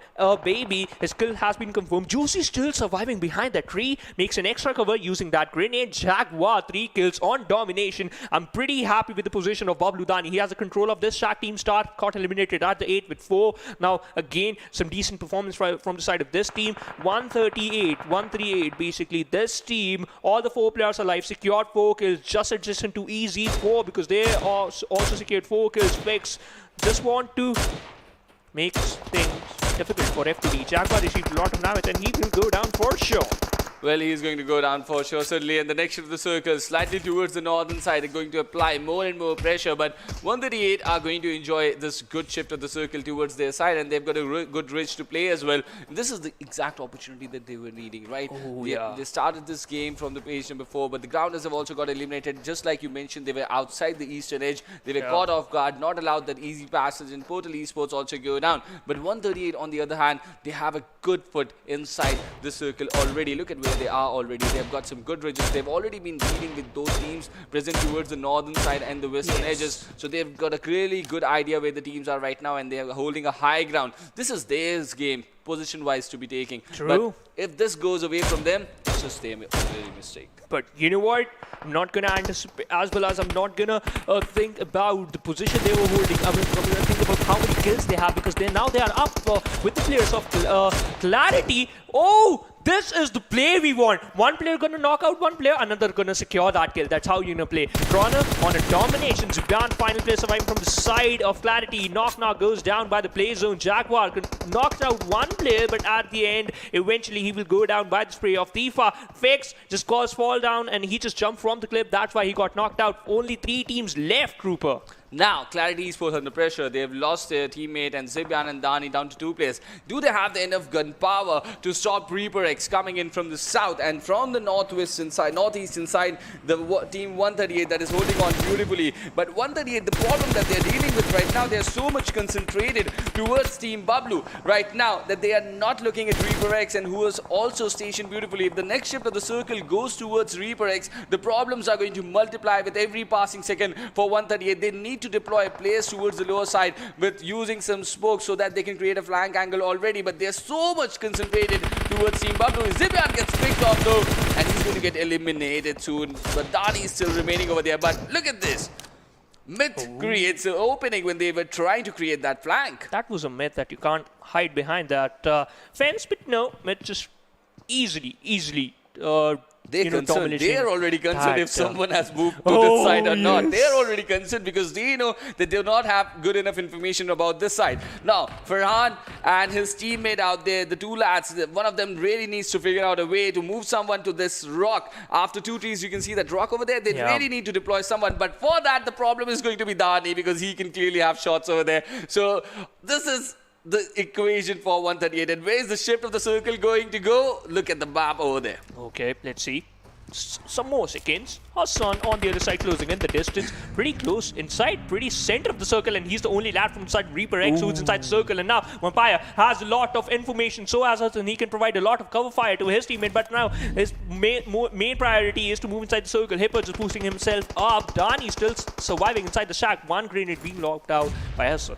They were afraid about this part of the circle, right? So they deployed 2 players close to the ridge so that they have control of the ridge already. They're doing the right things, Reaper X, right now, and that is why they're a team to watch out for. This is the Miramar game that they're beautifully controlling inside the final circle. They are against the height advantage, but a big nade coming in from Dani. He sensed that there's a team. He's heard the sound cues beautifully, but the problem with him is he does not have enough teammates around him, but he's still trying to make an impression. And now, Reaper X hip, look at how he's just got thrown or pulled down, and he's going to take him down easily. But Dani is also present over there. He's a monster. He's not going to allow you that easy passage. But now, the good thing that Reaper X have already done, deployed 2 players, and he has a clear idea where Dani is, and he's still someone that they got to watch out for. Yep, Look at this. Look at this. Look at this. No. Fighting back, that reaction was so good. Dani forced to, fall back. Now, Farhan, where he is, inside the shack. He knows his position, but at this position, they just drop down to only 2 players. This is going to be very, very important for them, how they're going to react, because Reaper X, all the 4 players are live. They have the control of this mountain as well as they have the control of this ridge. Hipper just making sure, tossing out some more smoke so that they can make an extra cover. But Hipper, he's still on 30% HP, has no first aid kit, but has the support of his teammates. Well, he does, but Dani is still surviving over there. The play zone doing this soul on Dani, and he goes down without giving any kill. But now, 138, who were looking to have the height advantage, who were looking to have the zone, are certainly finding themselves in play from different angles. And Shaman goes down. Now it's up to Farhan in a 1v4 situation. The MG3 is running inside the final circle. The chicken dinner for Reaper X to take. The team that was a good team looking yesterday is just dominating this final circle in Miramar, and the way they deployed the players close to the ridge at a very crucial point is the reason they are going away with this all-important chicken dinner in their tally. You know what? Their read as well as your read, it was perfect from the side of Reaper X, because deployment of those 2 players was so crucial. That's why they secured 5 kills in the end. Their overall ranking is 13, 20 total points secured by this one team. Look at that. The damage is not that huge, but still kind of decent. 1,259 Reaper X. This is the team we have to look out for, and now they are just proving their points. A 5-kill chicken dinner though, but at a very important point. They just played that waiting game so beautifully during the mid-game. They did not show up in any fight over there. And when it mattered the most, the final circle, they were all guns blazing and made sure to kill all the 5 opponents and take away the chicken dinner. Yeah, but we have the MVP in front of us, and it is Jaguar from the side of F2D. Secured 4 kills, dished out 619 damage, 4 assists as well. Things are balanced from the side of Jaguar, and healing down is 143, pretty decent. I can bet that is going to be the highest assist for any player, because we have seen it's always a good number. 4 assists is a good number, but this time the story is going to change. Even with 4 assists, I don't think they are going to get the chicken dinner, because that's Reaper X. So Jaguar doing his part there beautifully. He was responsible for the third party that took out Freestyle as well quite early in the game, and 138, they've got Trona over here. Yeah, 3 kills. And he was leading the charge from the side of 138. That's why he has the highest amount of kills from the side of his team. Secured 3 kills, but dished out 421 damage. But look at that, too easy, Mr. Fix. He was using that Mini 14 so perfectly. Secured 2 kills. Now we have the match summary in front of us. Jaguar, highest kill as you just predicted. Maximum assist in the name of Jaguar as well. Malik used the most utilities. Obviously, they have to. Look at how many columns F2D are featuring, right? And they were not even their part inside the final circle, but they actually played a big part during the mid-game, and that is the reason why. Look at them, they get 13 points out there, just 6 placement points, but 7 kills in their name. A big game for F2D, and they really needed this win today. But Team 138 on the last page of the overall standing and get 20 points out of this important encounter. that is more important for them to secure at least one chicken, at least a good position points, obviously earn some decent amount of total points as well. But Team Star on the 8th position with total 5 points in their backpack. 4-3 Esports on the 7th, total 6 points in their backpack. Solo Esports, not a good outing from the side of this team.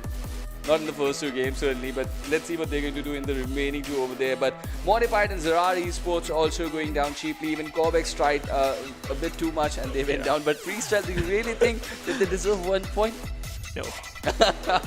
Well, this is the beauty of the Battle Royale game. They tried everything, just a few mistakes that they did, and it really punished them. And I honestly, the mistake was the circle was way too much towards the eastern side. We'll talk about that later, but it's time for the Oppo F19 promo. Yes, let's refresh our memories, and we have the Oppo F90 Pro movement.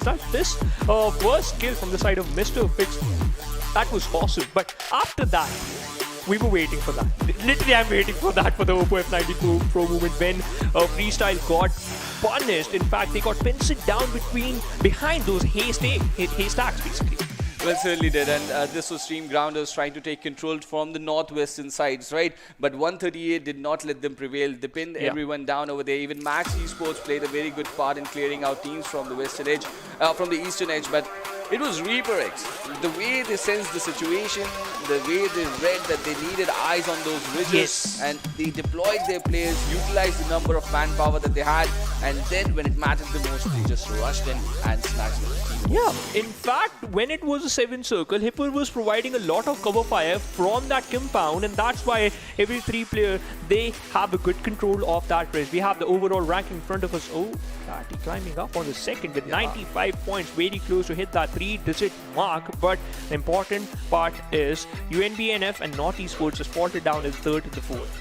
Well, and Team Star, they make an appearance on the first page as well with 69 points, and they've got 2 more matches to go. Just one good game is going to put them right in a very good spot, maybe inside the top 3 where Team Star can be by the end of the day. But Quraysh Esports now falling down to the 14th spot. That is the most crucial position on the points table, right? Because 14 teams are only going to go ahead. And Grounders, Crown Holders, Solo Esports, Ivy, Reaper, they're still part of the top 14. But for how long? That is the question. Yes, that is going to be the question, for how long they can stay at the same position. F2D Esports on the 15 with 46 points. So we can see that Team 138, after securing a lot of points from this particular match, they are on the 20th position. 20 total points in 10 kills. Wow. Well, they certainly did not have a good tournament so far in the first 5 matches, but they're looking to change things, right? Yeah. So it's good for them. But COBx falling down on the leaderboard, so they're not moving in the right directions. But too easy for still on the 4th page. They really need some better effort out there. Good effort from the side of Too Easy for sure. They secured, I think, so some 5 to 6 points from this match, but we still have 2 games left for the day. But at the end, Clarity, Rani, he was so good. He was just inside the compound, I think, so that's why they secured the 3rd position, and that's why they have some good points. And now they're just closing up the distance against a team who's on the top. They still have 2 games left. They can easily topple them down, but for that you need 2 chicken wings. Well, if you talk about the position of Dani, right, it couldn't have been better because the circles shift in a way that you cannot control them, right? And the way it shifted towards in the final circle, Team Bablu found them in a very peculiar spot. They had to go down the ridge, but on one side there was a team holding on top, and they were never going to allow them to close in, and that is exactly what Team 138 did. Yup, and you know what, that's the way how you're going to approach fight. But those fights present towards northern side with Los Leones, Clarity, Freestyle, F2D, as well as Too Easy. Those were amazing. Those were the amazing fights. In fact, we literally witnessed those fights from the longest time, because at that situation, those were the only teams who were engaging in some fights. Well, really they were, and the only problem with what Freestyle was approaching over there, that the circle was way too far towards the eastern side. So there were always teams that were going to come and rotate from that side, and the kind of angles they were trying to create, that was not a good spot. But if that fight would have been executed towards the southern part, the results could have been different. The results could have been different. Now we are done with our 2 games. We still have 2 games left, but we need a little bit of breather. We'll go on a short break, coming right up. It's going to be the 3rd match for the day.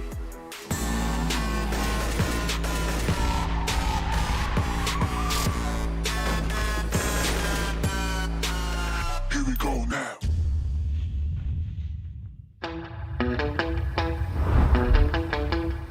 Are you keeping it real?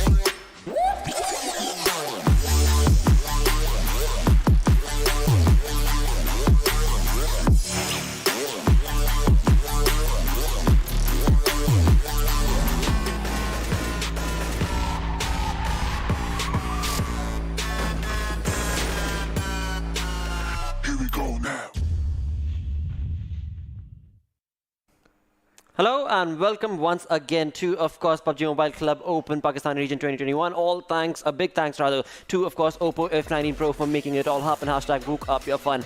Me and Ankit have taken over the stage right now. It was, of course, being Trooper and Phoenix who were casting for you guys and taking you through the games. But now it is going to be me and Ankit taking you through the journeys for the next remaining 2 games. Indeed, it is going to be, as we just got to see the Clarity Esports getting the first chicken, and then it was Reaper. But straight off the bat, we are going to be heading towards in the game 3, and that is, of course, is going to be the Sanhok, the lush green, the tropical rainforest is on its way, as the flight path is also on the way, as we're getting to see from the POV of Max D as we are heading towards this map. Flight path completely dissecting the complete map into 2 different equal halves, but apart from that, each and every team are looking pretty strong at the moment. For the moment, it is going to be obviously the freestyles that are jumping towards the southern side of Cave and Docks, and this is one thing that I've seen in the past. I mean, freestyle doesn't do really change their drop location. We have seen in those previous tournament, they love to go towards the area of Kampongs and Docks whenever they have played, and especially since it is a game of Sanhok. I mean, you cannot really rely upon those drop locations, because we have seen in multiple times that there are third-party situations, there are sandwich situations,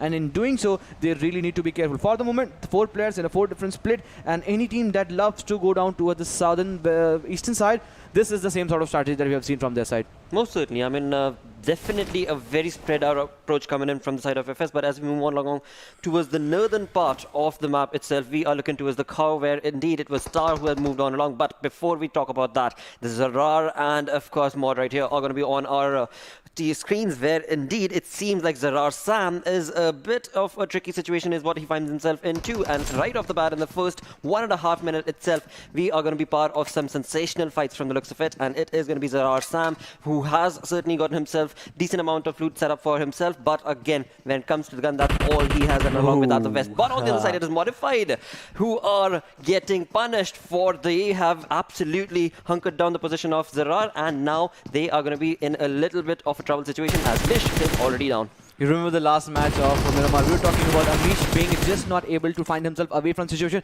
He looked confused even today in this match, also in this game of Sanhok, and all of a sudden, since one player has been knocked down, the player needs the revival, but all of a sudden, it is going to be Modified from the sides of Bubber that has gotten the first kill, and that first knock has been confirmed. But no, it is going to be the case where now ZARAR and both the teammates are going down slowly and steadily with Vaz on the backhand side. He is the star performer we have seen in the past, and the history will be repeating itself or not. We have to still wait for that. But if ZARAR has to come above in all these fights, the Glad really needs to chime upon. He has actually spotted on all the 3 players with Amish solo on HP and getting an assistance of Bubber and also Zod. It is looking decent for the moment, but what sort of strategies are gonna ZARAR be throwing onto them, as they are just surviving on the 2 players, and these all fights are just happening with the rudimentary, the basic loot that the player have in their favor. And since it is just a 2 minute 45 seconds, I would really want one of the teams to retreat away, else it will be a bad situation. Since it is all 4 players still alive from the sides of Modified, we might expect some more sheer aggression, but we have to still wait for that. But it seems that now the player are going for the backhand side. They might be looting all those small little compounds and those huts that was present, and then might to find themselves to a different direction. And all these fights are happening into the compound closer near the hut in area, and the contestation has started erupting, but onto different direction. It is now Portal Esports Juicy that has taken down Max D's player. Well, what a wonderful start to the game indeed this has turned out to be, where of course we do see one fight erupting right here between these 2 teams, and on the other tangent it is going to be Portal Esports who have been able to absolutely hunker down the players of Madden. In doing so, Rex is on the run. One player has already been knocked. The next is going to be a kill that of course Abhay is going to be trying his level best to work towards. Eventually Rex seems to be waiting over there, and is he... No, I thought he was going to be preparing a nade, but that's not the case. It is going to be Portal Esports' players Nocto right here pushing on along, and eventually it is going to be Rex who will drop down along as well. So just 4 minutes in the game, we've seen 2 individual fights take place, and this has now resulted in, again, a complete wipeout is what this team of Portal Esports is working towards. Absolutely phenomenal turn of events, where one by one, the players from Mad have been brought down. Juicy 2 kills right off the go, and this is one more fight we might still got to see, as it is one more player still surviving, and for a moment it seemed that the player could have given the push, but as you perfectly mentioned, it is just the 4 minutes and 23 seconds on the clock, and 2 separate fights we have seen in 2 different cities. I'm not surprised, because the way the last game Miramar actually fanned out, it was the same sort of approach. And in this region, talk about this region, the players are getting aggressive. And talking about the aggressiveness, the circle is also throwing a sort of curveball. And in this situation, it may be a time where Camp Alpha might be the hotbed and site of contestation, as it seems by the shift of the circle that the circle might come down towards again to the area of Camp Alpha. And in that situation, it is going to be obviously of the team grounders, the grounders that can get the most favor of it. And talking about the favor, it is also looking good for teams like COB, that is obviously going to be of COBx. But if the circle just tends to go away, the Paradise, obviously the boot camp, those ridges that are playing closer to the shore area, that might go out of the contestation. But Reaper X, the team just got the chicken, is looking strong at this moment, as Myth is completely away, going for the flank angle, just trying to gather more and more info apart from the teammates. And now, since it is the moment where the team might go for the rotation, the players are slowly and steadily coming closer and congregated towards the rest of the players. And from different direction, it is also going to be freestyles, and I'll have my keen eyes upon them. But in doing so, this question still remains: how does and how sort of what sort of strategies do Clarity Esports do have? Will they be making an entry into Camp Alpha or Camp Bravo? It's just up to them. Well, as we bring that conversation, it seems like the team of COBx is going to be very close to 2EZ's players, and this is where, again, a fight can be erupted, and eventually this entire lobby, the teams are dominating. They are absolutely on a destructive mode. When it comes to the fights, they do not shy away from them, and eventually, every single time that we've seen these teams play in the PMCO itself, they have been absolutely in control of those contestations itself. A few of them, of course, have not been doing so well, thus find themselves walking away with very low points eventually from game to game. But this is again an opportunity that is going to be allowed to these teams. The team that plays the best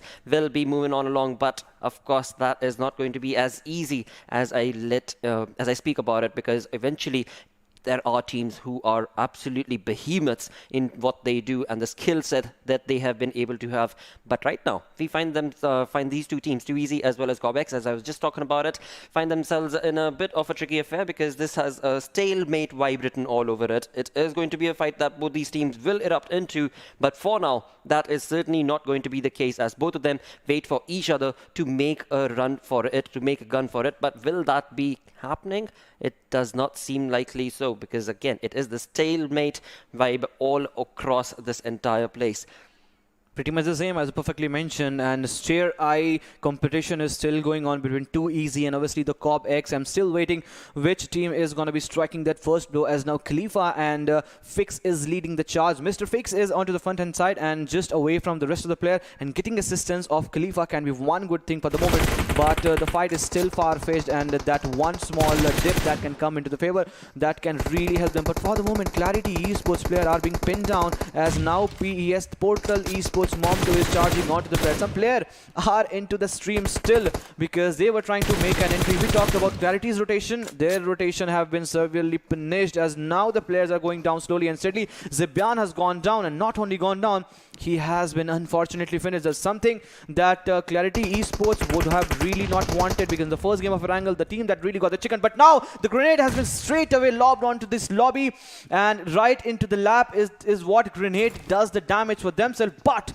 fight is now also erupting onto different directions, as now 2EZ are getting backstabbed with some different teams joining the fray. Absolutely, that was Solo X indeed, and Solo Esports have moved on and pushed on alongside the players of 2EZ's compound. On the other tangent, as we bring ourselves back towards that total esports fight, it is not the kind of start that Clarity wanted, and eventually that will be the end for that team, as they were not able to rectify and push against the players of Portal Esports, and thus Clarity Esports getting eliminated right off the bat. With that, we move on along back to the 2EZ fight. 2EZ have been able to sustain all four players for the moment, but Solo Esports, what an amazing turn of events is what they've showcased right here, as they pushed on along and aggressively made 2EZ completely baffle in terms of their placement itself. But in all of this, we do know that 2EZ also is surrounded by another team, and that could take an advantage. But on the other tangent, another fight is taken on, and 2EZ's players are absolutely creating a lot of problems right here for the pilot of Solo Esports. Venom has been brought down, and in that, it is Solo Esports getting annihilated and dominated upon.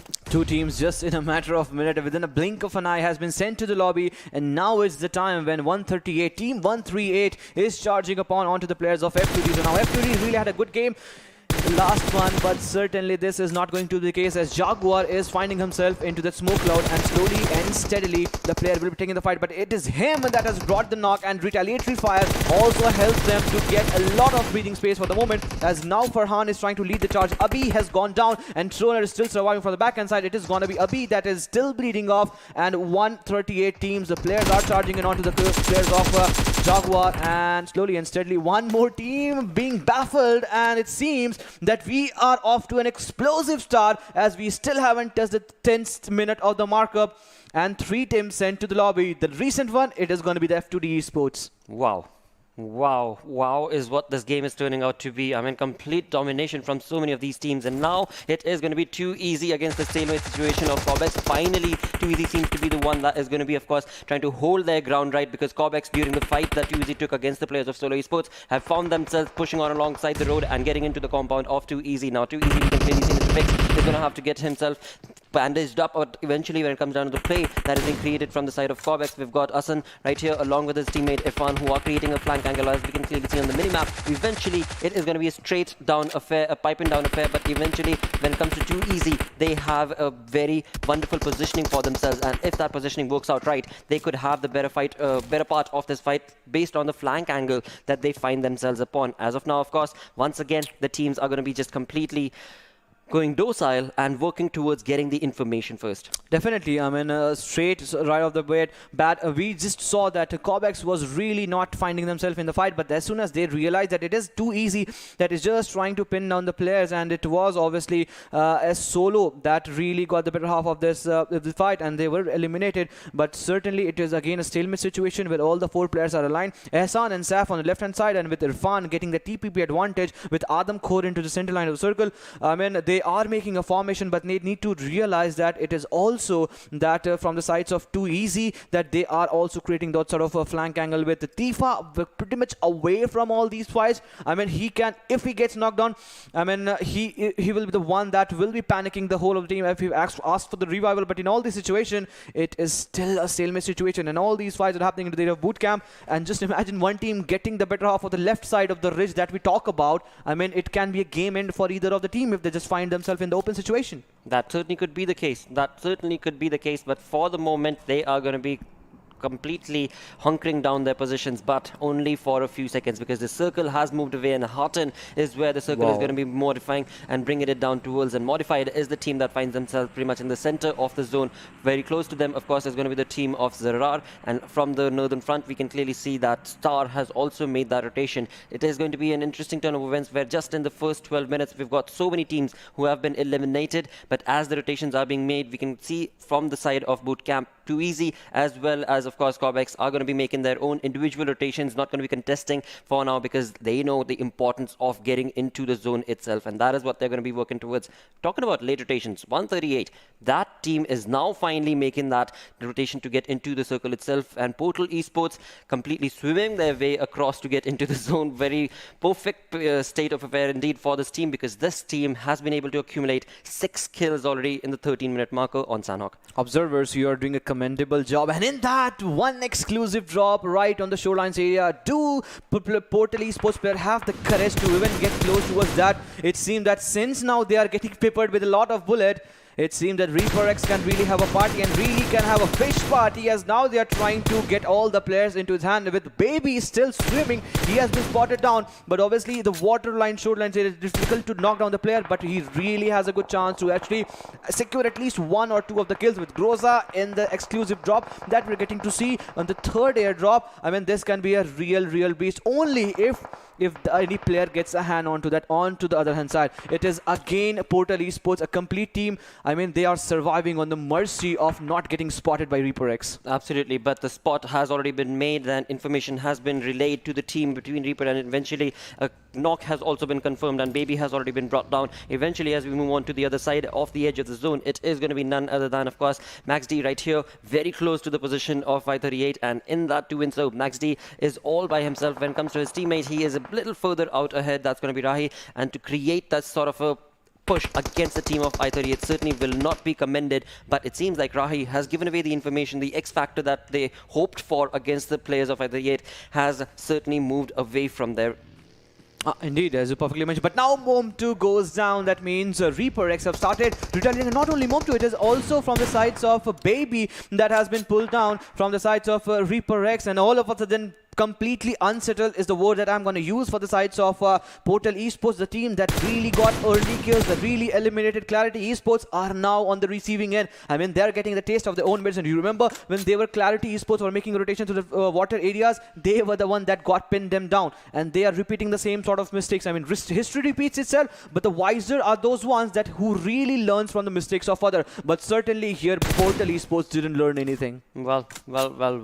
Again, it is nothing taken away from them after all, because they were able to get decent amount of points for themselves. 2 players still surviving for the side of Portal Esports as they find themselves outside the zone. Hopefully we'll be able to make a rotation to get inside the final 2 players of Portal Esports, and that is again the same thing that is going to be showcased from the side of MaxD Esports, as well as 2 players right here. Of course, Asad as well as his teammate Rahi are going to move in along slowly but surely towards the comfort of the zone, and as they do so, they will find themselves surrounded by so many teams. Talking about the circle itself, it is not looking good for Portal Esports as they have been eliminated on the 11th position. 10 teams remaining.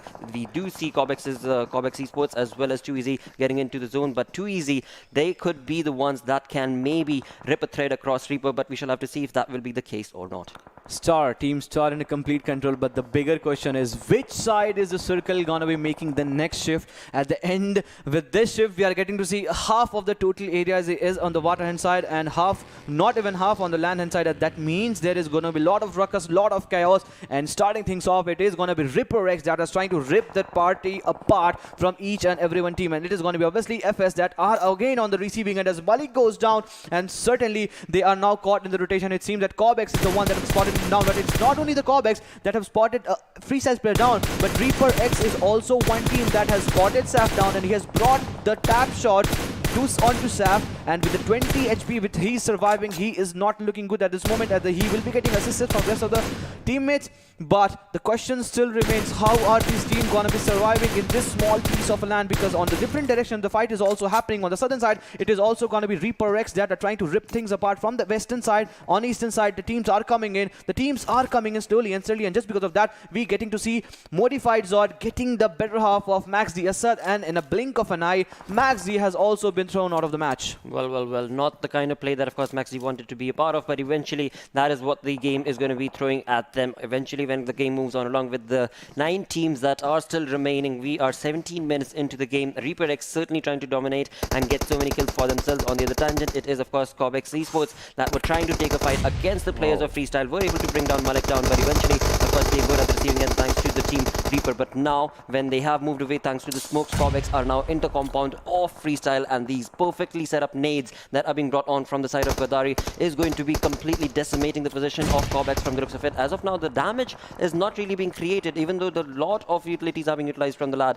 It is looking like somewhere along the line COBx have found their rhythm, certainly have found their track, but no, it is going to be the consistency that will play off, and it is going to be Gadari's perfectly set up nade that will get the player of COBx down on his knees. He does have his teammates around to be able to give him that cover and give him that revival, but now based on Freestyle Gardari's play, he seems to be wanting to push, and he's making that run, and he's going to be absolutely trying to dominate and destructively annihilate the Freestyle. Eventually, as they do so, COBx is trying to retaliate as well. 2 of their players have been brought down. It is going to be on based on Irfan as well as Hassan's playstyle. But what exactly are they planning on doing? Black from the side of Freestyle has been confirmed and sent back into the lobby as well. It is not looking good. It is certainly going to be a conversation between Freestyle's 2 players against the 2 players of COBx. But it seems like the revival is what this team is going to be working towards for now. And the amazing stat is that is going to be giving them the advantage in terms of the number. It's going to be a 3v2 situation that is perfectly going to be able to bring that onslaught against the players of Freestyle. But that will not be allowed as Freestyle just completely Gadari and Malik, they are roaming the entire region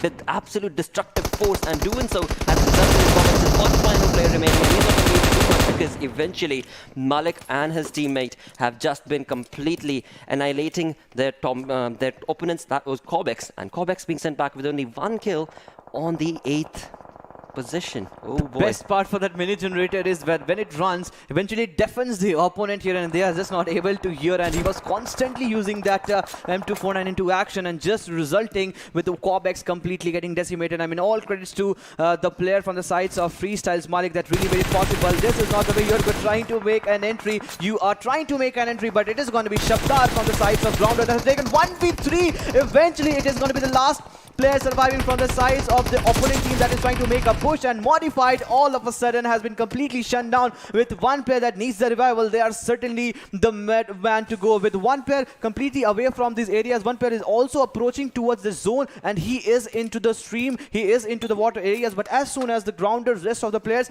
they are going to be recalibrating. But the still question remains, how are they going to be making an entry, as their big approach is needed to be. They need a Herculean task in order to get so, but Freestyle is just not stopping. They're just not stopping after eliminating one team. Now they have their eyes set up on Team Star. Will Star actually shine in this match or not? We have to still wait for that. Well, it certainly is not looking like the case. Only 2 players remain for the side of Star, and Star, of course, find themselves outside the zone, outside the comfort of the zone. And right here, it is going to be the Grounders player who are trying their level best to get into the comfort of the zone. But Reaper is going to be completely denying that opportunity from them. And in doing so, it is the Grounders who find themselves down to just 2 players. We are down to 4 teams remaining. Freestyle is absolutely dominating in terms of the kill department. They have been able to accumulate 6 kills for now, 3 players surviving, and as they push on along, the probability, the forecast for the chicken, of course, goes towards the side of Reaper, because the way that they have been able to completely dominate into the circle itself, it is looking real good. But the circle is what is favoring Freestyle.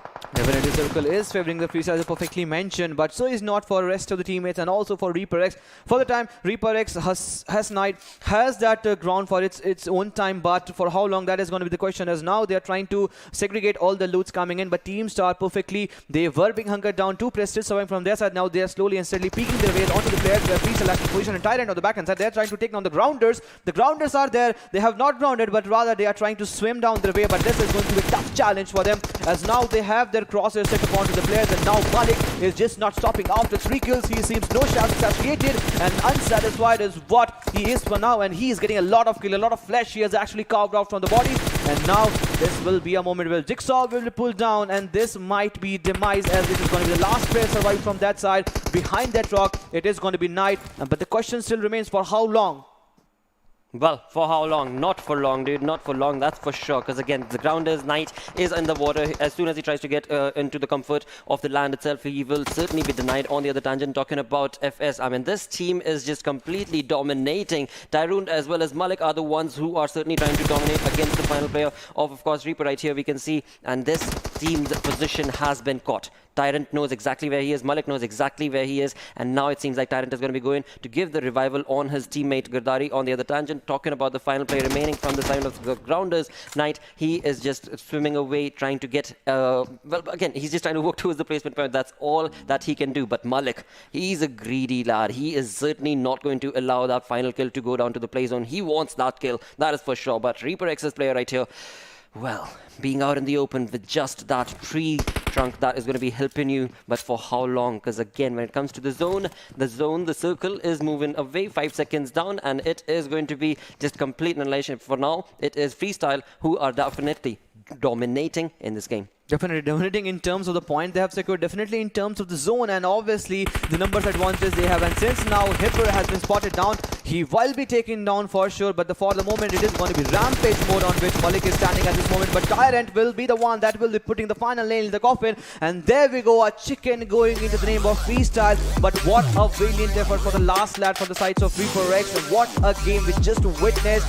1500 damage is what the Freestyle was able to secure throughout the course of this match. The pursuit was really good. I mean, the zone eventually favored them, and there was nothing that other teams could have done, but nothing taken away. It was a high fragging match. We talked about the early fights. We talked about how COBx were pulled down. Eventually, it was the end that they got those zones, but before that, they were looking strong. They were taking the fight, and since they did all those tough force in the early stage of the game, it was an all easy affair for them. And now they are making a comeback. #12 is where they're standing, and slowly and steadily they are marching towards where they are having their achievement set, their objective set. After this match, they are looking strong for this moment. 12 kill, 15 as just mentioned, freestyles for the moment. Wow, what a play. What a play this was throughout the entire game. There was not a moment that, of course, we saw where things were going down in terms of the aggressive stance that these teams were making. One fight after the other, the entire lobby completely just moving from one floor to the next, Loving the Pakistan region indeed. I mean, Exactly, the way that they are playing, this is looking really the phenomenal. zone. Yes. With that, also, of course, as we talk about every single time after the game, it is the most valuable player coming in. And moving on, it is going to be none other than Hippo right here from Reaper X, who was able to get 3 kills, 1041 damage is what he got, along with the 3 assists in just the 22 minutes. Just wow. I mean, 105 is just the healing done, and the 1041 damage. I mean, this guy has been an absolute stunner for this team apart. In the last game, the team got the chicken. This time, it was just the numbers advantage where they faltered down, but all kudos to this guy. And obviously, his other teammates also. I mean, look at his also damage. 4 kills, 802 damage. Survival time, he just was 2 minutes before he got away when Heeper was taken down. But what a game again for Malik and Tyrant. You talk about the kill and being greediness. It is Malik with 6 kills and 503 damage. I mean, he has been really good with those kill conversion rates. Most certainly, absolutely, perfectly on point, and the skill set working in this team's favor as well. What a GG roll this was, along with, of course, the 5th position being taken on by Shamar right there from 138. So a team that was able to participate in some decent fights. They were able to dominate against so many of the teams, but eventually, as the journey continues, we have the match summary on our screens, where Malik, of course, got the highest kill. His teammate Rizari got the maximum assist, and as the moves on along, it is going to be, of course, Reaper's Hippo with 1041 damage that he was able to deal. Indeed, it is a brilliant match. What a match. I mean, what a comeback for all these teams. With Grounders were certainly looking good until and unless they just found that offshore. They had a very good position for them, but before that they were able to get 5 kills, and at the end that get accumulated, and they were the one that got the 15 points in this match for sure. Team Stars on to the other hand side, they were the one that also really starred. I mean, I was talking about whether they are going to be shining or not. Pretty much they have, I mean, partially they have shine in this match. I mean, total of 11 points, still a decent one.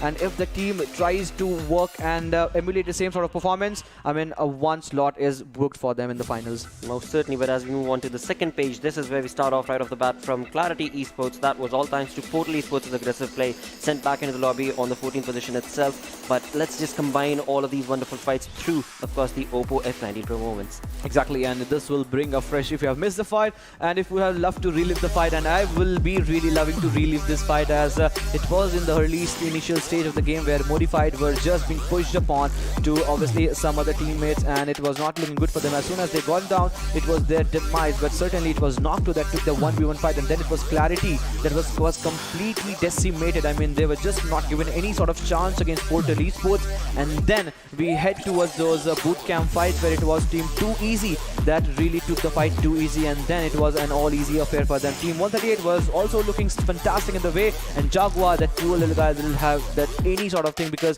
being engulfed with 3 players in a close vicinity, that's impossible to survive. Most certainly is, and as the fights continued on, this is when FS started reigning supreme, and Freestyle started their things off against the players of course, those COBx. But as the journey continued on, as the game progressed on along, so many of these teams chimed in and showcased some perfectly strategic plays. But the Grounders, they were part of some interesting fights over there, but that was the end of it, and that was the demise. And as the game progressed on, Freestyle just continued on reigning supreme till the time they got a chicken dinner from the entirety of the saga. As we move on to the overall ranking, the storyboard has, of course, Clarity on the second position for now. 95 is where they're standing, and just the 7 match, 1 more left. I mean, how far and what sort of deficit are they going to be charming upon and closing by with? Still a lot of point to just talk about and think about. I mean, 39 there and just 5 where makes a total of 44 is what they're still away from UAG, but the lads and the guys still have. In this last game itself, it was an early elimination, and just because of that, we are not getting to see any sort of change in terms of point table. The current Clarity is holding, but for sure, the last game is going to be where they must be having a good objective in order to get closer towards that.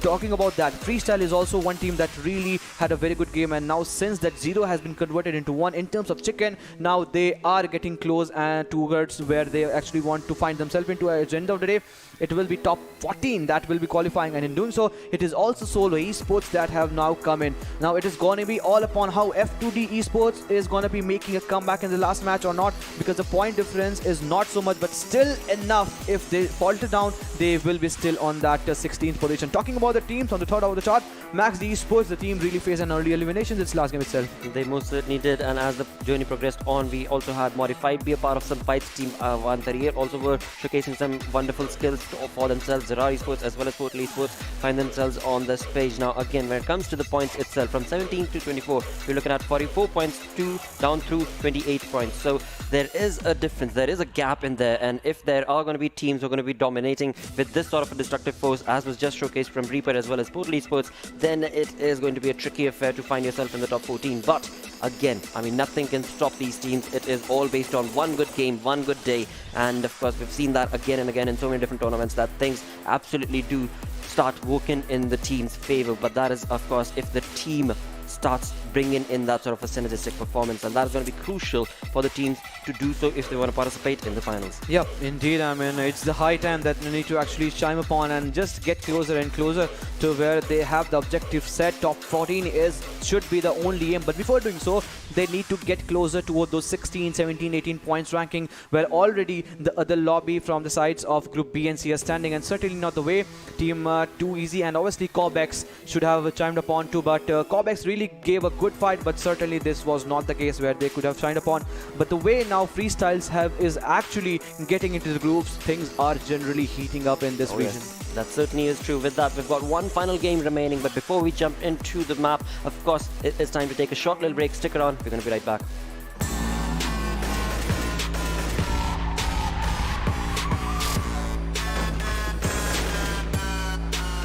Here we go now.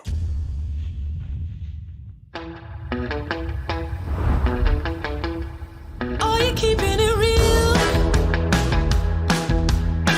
I'm calling shotgun, wanna see my baby run. Oh, what's the word on the sea? Kicking up the dust.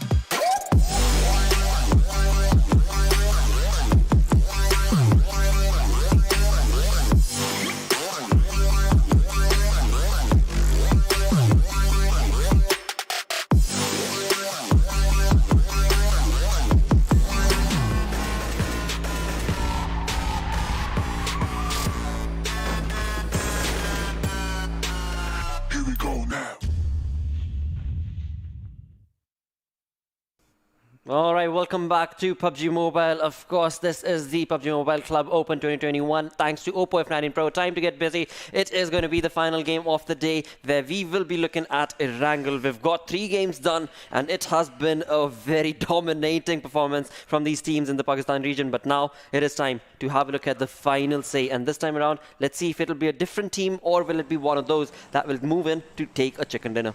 I mean, clarity. First game, chicken. In this last match, they got eliminated. I mean, the lads are pretty much hungry in order to get at least kill or the placement. But for the moment, the flight path is completely dissecting the complete map into 2 equal halves. But certain regions, talk about Primos, the extreme region, the only ones are the one that is pretty much unglidable. Rather, everything looks pretty much decent and merry, and they are joyful as now Team Star is making a movement towards their favorite drop location, that is going to be Severny, and those hills are being captured by ZARAR Esports, the Solberg, and those Kamishki, those heights are being completely used by them. But ZARARs are completely close in the vicinity where Yasnaya Polyana is the region where COBs generally used to go towards their player, and it is going to be one player that is obviously going to be one player from the sides of ZARAR. I'm still waiting, which is going to be, it is going to be Vaz. Yes, he is Vaz from the sides of ZARAR that has created that flank approach. He is pretty much away from the situation, but the best part for the players in split around the area of Stolber and Kamishki is that no other team shows interest. So they have the luxury, they have the advantage, they have the privilege rather to enjoy the split. Well, for now, that is certainly going to be the case. And again, Wow. I mean, we saw the first circle as well. That was Yep. brought on down towards Zaki. And again, Trooper and Phoenix were mentioning it. And I would certainly agree as well, because it's very seldom that you see a circle like this moving on down towards the Zaki region itself. Yep. And once again, the PUBG gods, so to say, are going to be taking us through towards the northern side, where so many of these teams are going to find themselves in a comfortable spot as of now, because Star on the tangent towards Severny is going to be absolutely in the center of the zone. And with that, again, a very aggressive start from these teams in the lobby. It is going to be ZARAR Esports who ends up fighting and trying to dominate against the player of FS, but thankfully, FS was absolutely fine. But on the other tangent, it is ZARAR's player who has been caught off guard, and it is going to be Solo Esports' bot right here who has taken over ZARAR's Rahi. Not a start, a fathomable start for ZARAR Esports, as Rahi will be taken care of thanks to that onslaught that is coming in from the sides of Solo Esports. For the moment, it is going to be an easy affair for him to actually bleed him off, let him bleed him off, or maybe get close towards him to get that kill secured. But for certainly, that's a 110% secured thing that he is not going to be saved for the moment.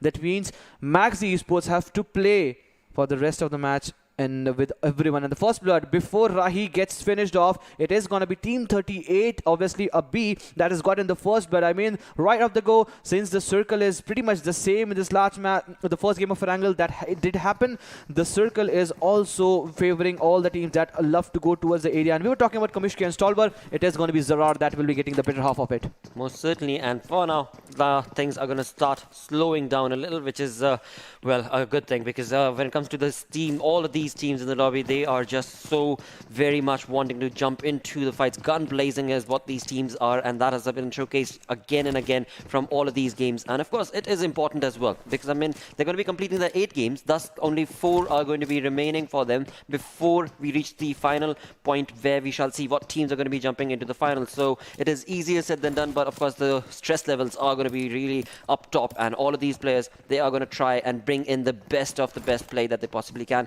and that is what is being showcased game after game, as Solo does confirm that kill for themselves. Rahi has been sent back in the lobby. ZARAR find themselves with a 3-man army, and now Solo Esports are going to jump in to take on the remaining players from the looks of it of ZARAR, and Dread is going to be running in with a buggy and just completely going a separate way altogether, and he's certainly not interested in giving the kill, but Venom is going to try his level best. Venom is not going to allow that easy rotation, but eventually there isn't much that he can possibly do, because well, the rotation has been made, and ZARAR's players are going to be safe for the moment. 3-man squad is what they're going to have to play with as we come back to Solo Esports. Has the revival been the case? I mean, really want the observers to switch towards the side of ZARAR, and it seems that the player has it been given the revival or not. We have to still wait and watch and see, but it seems that ZARAR's player, I mean, we'll see if the player has bled off, and yes, Rahi has bled off since the only 3 players survived. But the circle that we talk about,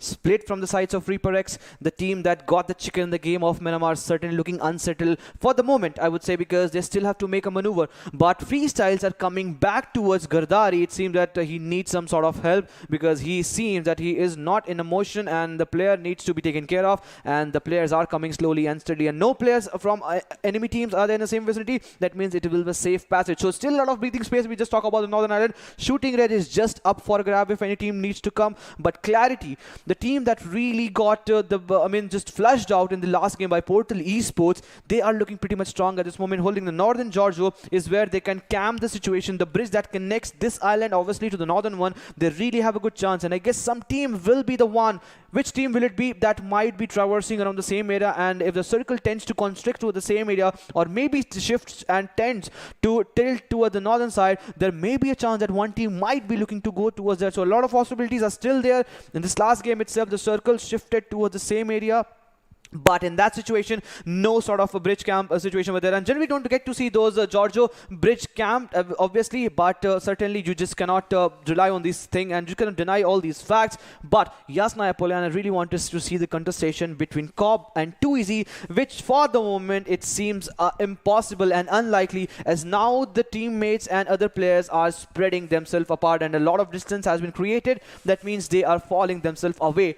But the question is going to be, it is going to be the grounders coming in from the southwest eastern side. It is going to be Portal Esports, F2D, and in that situation, it will be a time where Max D from the area of school apartments might pencil them down. Well, that could very well be the case, but as you were perfectly mentioning, when it comes down to Portal Esports as well as the grounder, they are making that rotation very close to each other, and well, for now, it seems like the grounder have moved away, and they're going to be sticking to their roots, and Portal Esports will be able to get through the area, no problem whatsoever at all. The rotation will be made with absolute ease. And on the other tangent, Yasnaya, it seemed like COBx was going to take a fight against the players of 2EZ, but 2EZ have made a rotation for themselves. So once again, talking about contestations, well, there aren't a lot of contestations that we can anticipate, but in all of this, this is the thing, the circle. Where exactly is the circle going to be moving? Where exactly is the circle going to be pushing? Because the teams are going to be finding themselves in the comfort of the zone for now as we move on along. It is going to be team 2EZ. That was, of course, we were looking at against the players of COBx have been able to get away and are going to be making that rotation. There was no other team in the vicinity as they made that rotation straight into the zone from the eastern front. And eventually, as we move the conversation down towards Portal Esports, a team that dominated in the previous game. Of course, they were not able to get into the top half of the kill feed and whatnots, but eventually they did get 6 kills for themselves in the first few minutes of the game itself. So a GG play is what they showcased, but this time around 8-minute marker is where we're at, and absolutely no kill has been confirmed for Portal Esports as well.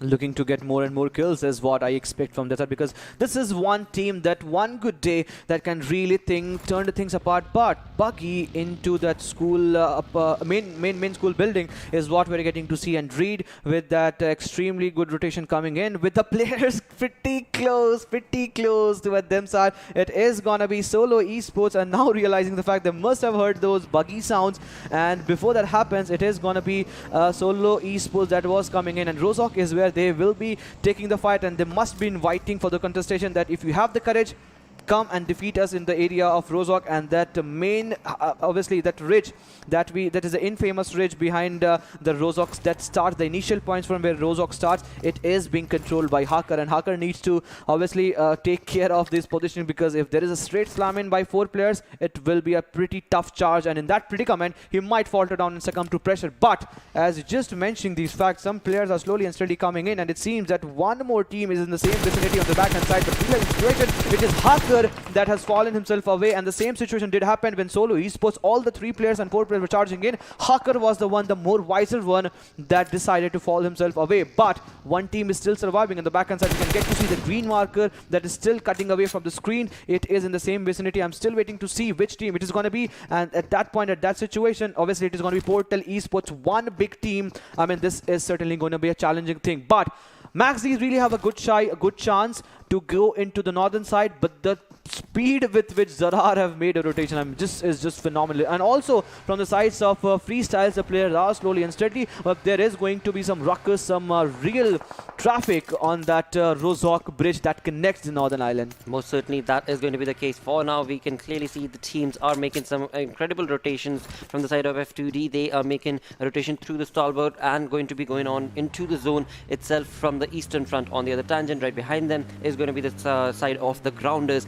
as they make their own rotation, and very far away is what they are going to be when it comes down to the placement of F2D. But eventually, as these teams get inside the comfort of the zone, it is going to be Portal Esports creating a perfect line, as we can see, getting themselves towards the comfort, in towards the center, and across right next to them is going to be ZARAR. Now, so many colors have jumped right into this area with not a lot of areas that are going to be openly available for these teams. So fights are going to get started off in just a matter of minutes, and they, as soon as I say, have already taken on FS is going to be on the receiving front. It is going to be Ghazari who has been sent back into the lobby, and it is going to be not the kind of play that this team was wanting to make. Just noticed one thing, Blotter, to be honest. I mean, Freestyles really had a safe passage, a safe haven, and they could have gone straight onto the Northern Island. And realizing the fact that it is Team 38 on the backhand side, they really retraced the path, and now in the same vicinity, decided to take the fight, and now losing 1-2 player in this situation. I mean, now the decision has actually backfired them, as it is Black that is still surviving, but for how long, that is going to be the question, and what sort of dent that has been dealt onto the player, as now Team 38 has secured 3 kills, and that may be only from the sides of Freestyle. And now, after losing upon to the player might be making a rotation, but some friendly banters with those buggy getting flipped down is also being done. I mean, this team is really having a merry time, a really joyous time, and they will making a rotation. Look at the way they are going for the rotation. They are not crossing the apartment straight away, but it is going to be a tough task, as now Malik will be rescuing Black, or not, because he was going for different directions. Maybe he'll be left abandoned because he was just not following his IGL directions, and that can be so be the case. But Malik is certainly going into zone. Maybe he might pick this Black player, Freestyles Black player, and might get himself into the position. But still, it is a far-fetched approach, and they were relying on to the mercy of other player on to the other hand side. Team 38, they really have chosen a bigger route, but the most safe one. The most safer one, well, for now it is going to be contested, because it seemed like ZARAR's Cronus has gotten the better half of that eventual position, and it is going to be, of course, ZARAR and Escarel who are going to probably try and decimate the position that ZARAR Esports have created for themselves, and in doing so, just some perfectly set of bolt action parades is what he's going to be bringing to the table, and this is where Solo Esports are going to be pincered down. I mean, all 4 players in that small little shack, even if they get the smoke and try and get away from that situation, it is not going to be, and it's not going to be an easy task. Exactly. Why don't they go and push? Go and push. Go and push Cronus. Go and push Cronus. Go and push Cronus, and try to decimate all those vehicles that is into closer vicinity. It's just a one shack in which the complete team is pulled down, and it seems that now the ZARAR's player are in the motion, are in the commotion, and just imagine that shack being blocked by one vehicle and try to decimate the player and trying to burn down the player alive. That can be one thing, but ZARAR player has some different directions. ZARAR player has some different ideas, and now they are taking the fight. Irfan and Hassan was just brought down to 20 slaver HP. What a beautiful play coming in from the sides of ZARAR, and ZARAR being the more wiser one, obviously trying to backstab at this position. Cob at any moment might fall down, but in doing so, Vaz goes down in that 1v1 fight. It was a fight with obviously Thompson and M416, and here that .45 caliber wins. Well, what a play this is going to turn out. Indeed, it is going to be Cronus who will get the better half of the fight against the players of COBx, but eventually he is got down because of the health that he did not have, and COBx get the better half of that fight. What a play this has turned out to be, where indeed ZARAR, they seem to be very much in control, but eventually not the entirety of the team was part of the fight, because we can see the 2 players from ZARAR were onto the other tangent, and in doing so, they have lost their teammates. They were not able to get the points that they were wanting to work towards, and COBx are looking absolutely in control. On the tangent, talk about Star. They have a perfect placement in the circle itself from the start, and talking about the position has worked in their favor as they take on a fight against the players of Portal Esports. But in doing so, one of the players has been sent back into the lobby, and 2 of them have been knocked. So not the kind of gameplay that Star were anticipating, but again, with the placement in the compound, they have at least given a little bit of damage to Portal Esports for now. But as we look on towards this area, so many teams are going to be covering this fight. So of course, there will be a lot of ruckus that will be created when the grounders try and move on along as well. Indeed, it was. A grenade landed, but that's obviously this small little boundary saved him, and that just landed on his face. There was some sort of animation, there was that explosion sound and the animation, but certainly saving the player for the moment. And with that, Juicy is holding one different angle where they are pinning down the player from sides of Star, and Team Star certainly being pinned down. Rather, I would say they will be intentionally finding themselves into safe haven of this compound, because why they would want to find themselves away from this, because the 360 areas are completely surrounded by the players. From the backhand side, it's going to be F2D. Left hand side, it is going to be Team Jigsaw, and certainly it is one Portal Esports. Till now, they have known the name. Which team is actually made a big dent, as now 2 players have been sent back to the lobby. But in all these, ZARAR have got the 3 kills, but on the cost of 2 players getting away with T38, reigning supreme, 3 kill with all the 4 players standing. They are the man of the moment, and certainly these Savarni areas can be up for contestation, as now slowly and steadily might be other teams will be joining into the frame, and we might get to see some shore rotations, some different sorts of rotations might come in. But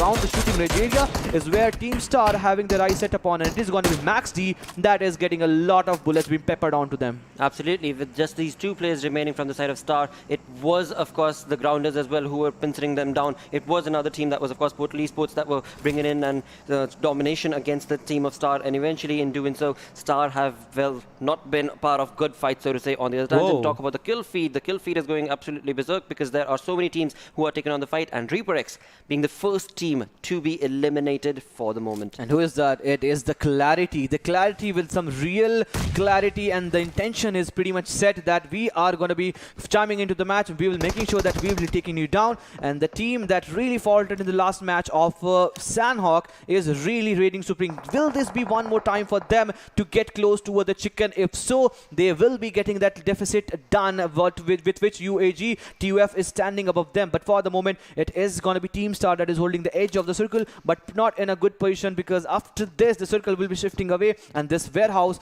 will be getting will not be the comfortable position where they will be finding themselves. And in doing so, it is going to be Team Grounded that is finding themselves away. But what a knock! Hacker has been knocked down from different directions, and that semi to long range mid fight is where Team Star is just winning the battle for the moment. Perfect spotting indeed coming in from the side of Star's player, and just some perfectly tap in from Mini has resulted in that knock, but a kill certainly has not been confirmed yet. Coming back to the team of Clarity Esports, this team is going to be pushing on to the 2 players of ZARAR right now, where ZARAR's team is going to be pincered down. There is going to be Bong and Sam. There are the only 2 players remaining from the side of ZARAR indeed, and it is Clarity Esports that is just completely wanting to decimate the entirety of this playstyle. It is going to be at the edge where the fight is going to be taking place. Star is now coming online, is coming alive. It is showcasing some signs of improvement, and they have taken a fight against the players of the Grounders, as the Grounders have pushed onto the compound of Star. But eventually, the Grounders, Shoptar, will get the better half of that fight. One of his teammates certainly was knocked, but eventually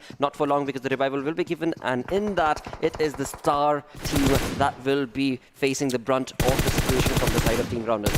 Reverses with which Malik is finding themselves, and he is now being pinned down, and the only option he can survive till the moment, it is gonna be if he try to destruct and try to destroy that car, and then just trying to find himself in that backlines of the car. But it's not going to it's not going to be easy task, as now Jigsaw with other teammates of the Grounder will be taking care of the last player, that is going to be Zyra from the sides of ZAR. And with this, one team also gets eliminated, with ZARAR spotting down the players of Freestyles. Malik at any point, at any time, if he does one silly mistake, will be sent back to the lobby. Well. ZARAR team is trying their level best to convert the information into a kill for themselves, but it's easier said than done, because they are so far apart. On the other tangent, Portal Esports have been part of this compound for a long time. So has been the case for F2D as well as the Grounders. The Grounders certainly have gotten the better half of the fight against the players of Star, but eventually in doing so have also given away a lot of information to the other teams that are in the vicinity. And as of now, it is going to be F2D Esports who are trying to spot the players that are in the close vicinity. But will they be able to get the kill for themselves? Will they be able to convert this into a fight for themselves, is what the question is. For now, it is not looking likely to be the case, where indeed Portal Esports are just completely quiet, whereas on the other side, for the side of the Grounders, they are on the move. Is it just that this area we're witnessing the fight? Because apart from any other area, we're not getting not even the kill fit dancing. I mean, it's just the F2D, the players are coming to the fight. And as soon as I said, it is Clarity Bablu Dani that has taken the fight against one team, and that is going to be too easy for them onto the receiving end. And it is not going to be easy for too easy, to be really honest, because it is Clarity with the momentum, with the day they are having for the moment. It is going to be a tough task. But as soon as the zone has made a shift, It is each and every team that really relied to be in the center lines of the Severny has to make an entry into the zone, and in doing so, it is the water sort of rotation, it is the shorelines area where Portalis was pretty much close to the players, but Juicy really have that flank angle created for himself, and he might pin down the Grounders player. Well, for now, Portal Esports have the communication for the side of F2D as well. As Portal Esports made that rotation, they have gotten the information for F2D making a rotation as well, and now this will turn into an open fight from the looks of it, and that is what is going to be forced from the zone as well. As Portal Esports try and take on a fight, it will be them who will be backstabbed, because it was F2D who was able to spot Portal Esports' rotation as well. Portal Esports trying their level best to try and keep their players alive. Only a knock has been confirmed, the kill has not been given, but on the other tangent, Portal Esports are going to just completely decimate against the players of the Grounders. Knight has been brought down. It is going to be the Grounders who are at the receiving front with only 2 players remaining, but the Grounders in the kill feed, we can clearly see, are also absolutely taking a fight for themselves, wherein it is FS Malik who has been spotted, as well as a few other teams that are going to be not looking too good against the side of Team Grounders. 1 player each from the sides of Team Grounders, modified ZARAR, COBx, and obviously Freestyles are surviving in all this situation. It is going to be Portal Esports that are losing players as fast as they can do so, but this is not looking good for them as well as others, as Portal Esports 3 players are still surviving. They are holding the southeastern edge, and Shaptar is pretty much close. He is not trying to pepper down the bullets, rather be trying to finish off this fight with the use of utilities and grenades, and now getting the use of Nocto, getting the assistance of Nocto can really bring down a fathom onto the player. Now utilities are used for both the sides, and in doing so, Mom 2 has been knocked down, but from the backhand side, it is going to be Max D that can really be the party spoiler for them. Most certainly could be, and on the other tangent, it was of course the team of Portal Esports that were trying their level best to take on the players of the Grounders, but it was the team of 138 that got the better half of that fight and were able to bring in a third party. But now Clarity is going to be jumping into the arena as well, and it is going to be Maxi who are going to be absolutely there to receive them and retaliate against the push that they've been able to get. And it is of course Assad who has been absolutely perfect in terms of the spray that he's been able to create. Wolf has been brought down to his knees, but the teammates are certainly there, and they're going to push on long and hunker the players of Max D down, and in doing so have resulted in getting Max D sent back into the lobby. But now the conversation from Clarity moves away, moves on towards Portal Esports. Dani has fallen down, Wolf is going down, that means Clarity is going down, but Portal Esports in all these fights, Nocto is the one that has really put a big dent out of the total 7 kills. It's the 4 that Nocto has been able to secure. Zibyan on the other hand side is still surviving. It seems that he is the one player surviving along with 420 boy on the backhand side. Now utilities are being used to perfection, but it's just overshoot. Zibyan is creating that smoke in order to find himself on the backhand side and just trying to retreat from these areas. But the way Portal Esports have defied and not let their fort getting beat, that is just commendable and just so mesmeric to watch, with Zibyan just getting those into the smoke clouds. He is still waiting, but the grenade is coming in. The grenade is coming. It has done the damage, but just the 32. Absolutely, Portal Esports are certainly not going to allow Zibyan to get away from this position without a kill being confirmed. But on the other tangent, when Portal Esports do overextend, we can clearly see in the mini map that it is going to be Clarity's teammate who is going to be able to give him a little bit of that cover as well. And in that conversation, it is Portal Esports who are going to be absolutely moving away from that situation, because they have other things to discuss, and that is going to be the rotation to get into the comfort of the zone. For now, Nocto has been brought down. It is going to be the team of 138 who are getting the better half of this fight. What a perfect turn of events this has turned out to be for the side of team 138, and Portal Esports none the wiser are being caught off guard, out in the open, one by one being knocked on and being sent back into the lobby. 138 team 138 getting the better half of the compound, and now they're finding themselves in the fortified area, and just because of that, all the 4 players are alive and they are making the most of the situation. Bullet on to the other hand side from the side of Modified will be taken care of thanks to the onslaught that is coming from the side of Too Easy, and Tifa is looking to get more and more kills on to the other hand side. It is the northern side from where team F2D Esports are coming in, and this is not also going to be an easy task, as now the compound is still favoring the lads of team 138, with certain players getting hold of these small little compounds, the small little shacks. The players are holding themselves onto the first floor from where they are getting a huge amount of angle, and they are pinning them down. With Solo X's Venom still surviving, it is also looking not so glimmering for Solo Esports, as he might be at any time maybe brought down to death, and that will be a demise of a full team. But 138, they are still getting the favor of the compound, and that's the only team in whole of the lobby that is getting the better half of this compound, and just because of that, the team are looking pretty much strong. If one more shift into the compound, that can certainly be the game. It most certainly could be the case. Talking about F2D, they have all 4-man squad looking absolutely comfortable as they try and push on towards the compound of team 138. 138 have been able to accumulate 8 kills for themselves. Freestyles player, we did see as Portal Esports was making a rotation towards the beach side, has been in the water for a long time. So Freestyles player, all he's doing is trying to get all the other teams fight against each other as he works on towards those placement points, and that is what the other teams are certainly working towards as well. As they take on a fight against the players of Team 138,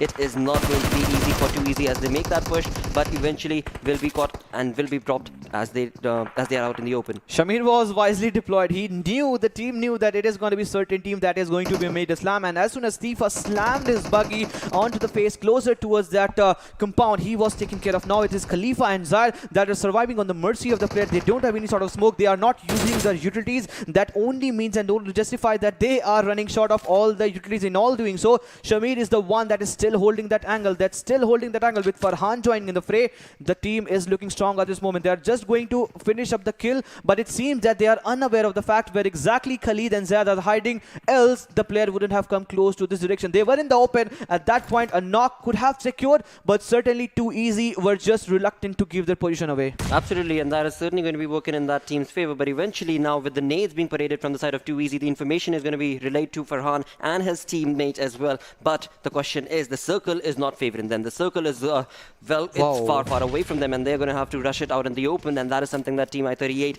were not prepared for from the looks of it, but they are going to try their level best as they do. It is going to be, of course, 2easy who might get the better half of the fight, but no, it will not be the case, as Farhan is going to jump into the arena to take on that onslaught, and with the iron sight working in his favor, he is absolutely decimating the competition one by one.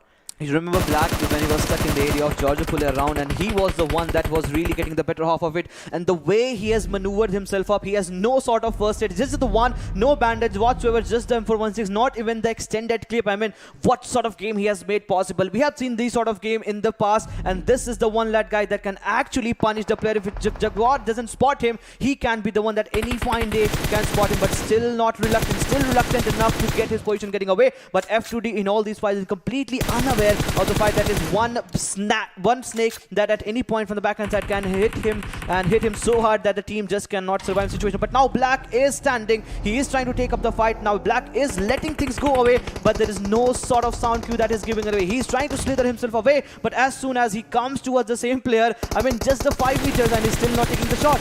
Wow, what a play being created from the side of Freestyle's Black indeed, and it is going to be F2D who are completely busy with the fight against 138 that they have absolutely no idea as to who is on their 6, and this is so very close. Black is right there. Eventually he will be found. Wow, that was so close, so close. He was just trolling the players of F2D. Incredible skills right there, of course, being showcased from the side of how can you be a slithering man, and that is exactly what that dude was doing. Eventually, when we bring it down to the game itself, we are still faced with a 4v4 situation. Correction, it is a 4v3 where indeed it is I-38 who are losing their players and have been brought down to a 3-man squad. Indeed, it is 3-man squad is what they're signing up with Farhan leading on the charge. It is looking pretty decent for Team 38 because they have the zone. It's the road which F2D have to tackle, but in all this situation, it is going to be Kashan that has brought down to his knee. It seems that now the fight will be on the even side if he just gets him bleeded off, but it seems the revival is the case. 7 meter is what Shamir needs to travel from the left hand side. There is one drop. That means Team 38 can get the better half of it, but smokes are being deployed just to cross the road, and Jaguar is the one that is leaving the charge from the right hand side with Evil. He's getting a lot of assistance, but Shamir is the one that is creating the flank angle with Farhan into the center line to circle. He will be the one that will be getting a lot of input too, but Kashan is still not able to bring one more knock, and in doing so, Shamir just overexposed himself. He just got too close to the player of F2D, and just because of that, he was taken care of. But as soon as he was taken care of, it was Evil that got the better half of it, and finally, it was F2D, the Ben and the pink, the players that were wearing that pink marker that got the chicken. I mean, what a game, and they really held their grounds well. Eventually, they tried to retaliate. Eventually, they spotted the last player from the side of Freestyle's Black that was pretty much close towards him, and that could have taken the toll onto him. But denying all these facts coming out of all the blues is what all the teams are made up of, and they showed what sort of the prowess they are made up of. And 24 total points right off the go. They are good to go with 10 total ranking is what they have at the position. 9 kills is what they have been able to secure. 2,319 total damage. What a game for them. And this was a team that held, you remember, Severny area for a long time. Yep. And it was 3 teams that came out of Severny. It was just the one, the team that got the chicken. They survived it to the last. What a play that was made indeed. I mean, of course, there's nothing taken away from the side of Team 138 as well, as they had the compound. They were working pretty much absolutely imperfection in terms of the aggression, but as soon as they left the compound and moved on into the open, things kind of went away from them. With that, the MVP coming in, it's going to be Knock Knock. Of course, he was the man who was able to give that revival to the player of F2D who was knocked, but eventually, as the journey continues, top 5 players coming in with F2D's Knock Knock taking the MVP, but along with that, Team 138's Abi right there behind him with 4 kills, 597 damage, but on the third spot is Esports Nocto with 4 kills, 649 damage, and eventually we do see F2D's 2 players. Definitely, it was one Jaguar from their side, and the players really made it possible. I mean, they really got some good points. It was at the end of the day the 25 points that they did secure, but in doing so, it was also Max D that got the longest skill registered in his name. 288 meter is what the players were able to do so, and then it was maximum assist that Bablu gave from the sides of Team Clarity. Max Asad again featuring himself in that most utility use, and thus resulting the match ranking that is featured with F2D Esports getting 9 kill, total of 24 total points is what they were able to secure with Team 138. It was also a high fragging game, but certainly Team 2 Easy relied on the placement points and thus getting total of 11 total points, but Freestyles no kill whatsoever, only the survival tactics from one solo player, the solo army, the survivor from their side. I would say 10 total points in what? None from kills, but just the 10 from placement points. You have to commend Freestyles Black. The player was just so very good in terms of collecting those placement points for the team. And as we move on along, the Grounders, they held their head high in terms of the fights that they ended up taking. But the placement points certainly not working in their favor, resulted in them walking away with just 5 points. But Team Star, Reaper X, had a sad start into this game. With that, let's combine all of these wonderful fights that we showcased was through the, of course, Oppo F19 Pro moments. Indeed, and these are the refreshing moments. It was Siren that just bled off in the early stage of the game, and the last player, Black, was just left alone.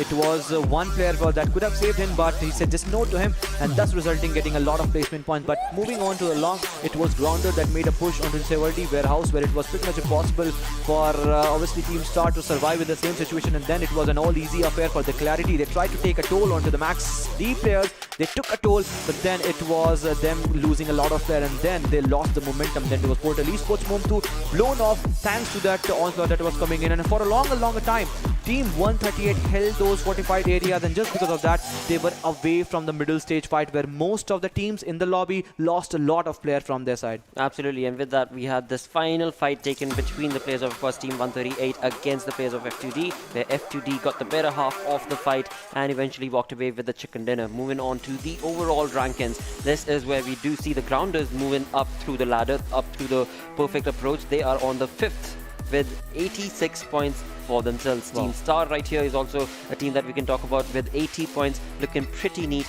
along with Reaper X. Clarity started the day on the second half of the chart, slowly and steadily getting closer and closer. Was the only game before this match. They were below obviously UNBNF, but this match was certainly the way they actually tried to play to perfection, and since thus resulting a century mark for them, 53 total kills. I mean, the point is shared between the placement points and kill points in a well-mannered way. A good proportion is what I can get to see, but F2D Esports really getting closer and closer to where the first objective is to be, but Freestyle also being the one that are now really relying upon the placement point. Take out the 10 points just before this match.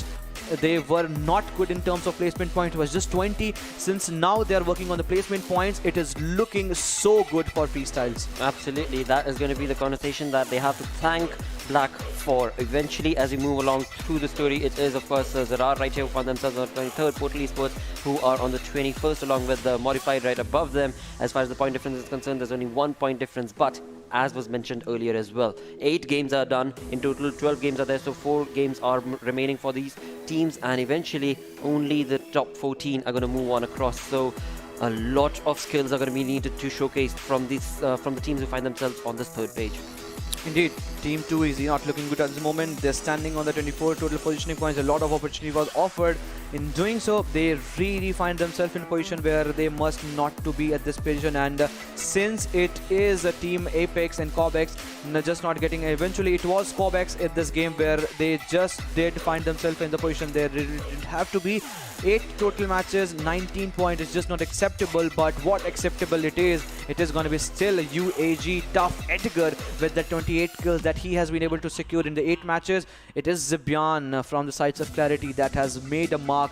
3128 is the damage number and just 1 kill shy from what Edgar is standing at the moment. Absolutely, just perfectly dominating force is what these teams are. NFP Sky's Helsi is also here with 17 kills, along with, of course, the grounder Shaptar, 17 kills and 20-30 damage. And following him is, of course, going to be Tyrant 2 with 16 kills and 3,000 plus damage, 3,800 plus damage. So amazing turnover wins indeed. But as we were discussing, there are matches still remaining in the semi-finals, and these teams hopefully will be able to progress on along with this sort of a dominating force. Alongside that, we do reach the end of our show. It is, of course, a huge thanks to Oppo F19 Pro for making it all happen, and thanks to you guys for sticking around and, of course, enjoying and supporting the entirety of the stream. With that, like I said, it is time to end. Thank you so very much for tuning in. We'll be back again tomorrow. Until then, take care.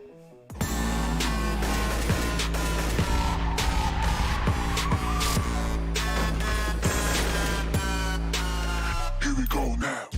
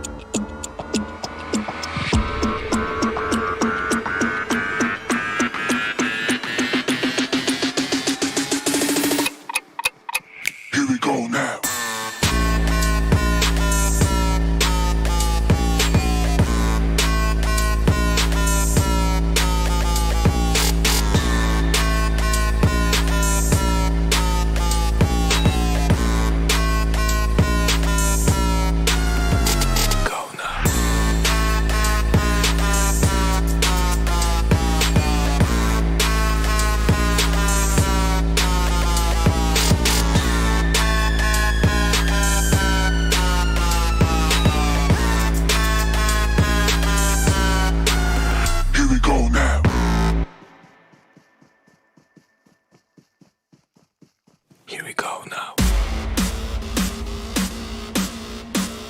Here we go now. Here we go now.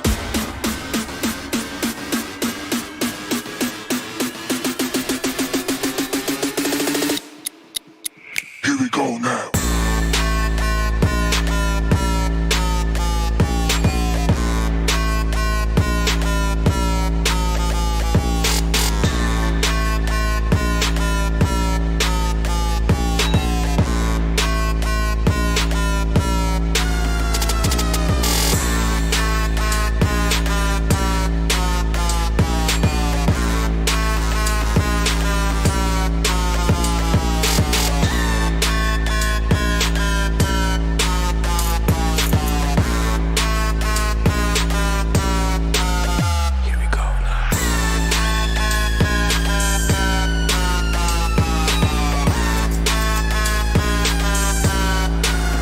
Here we go now.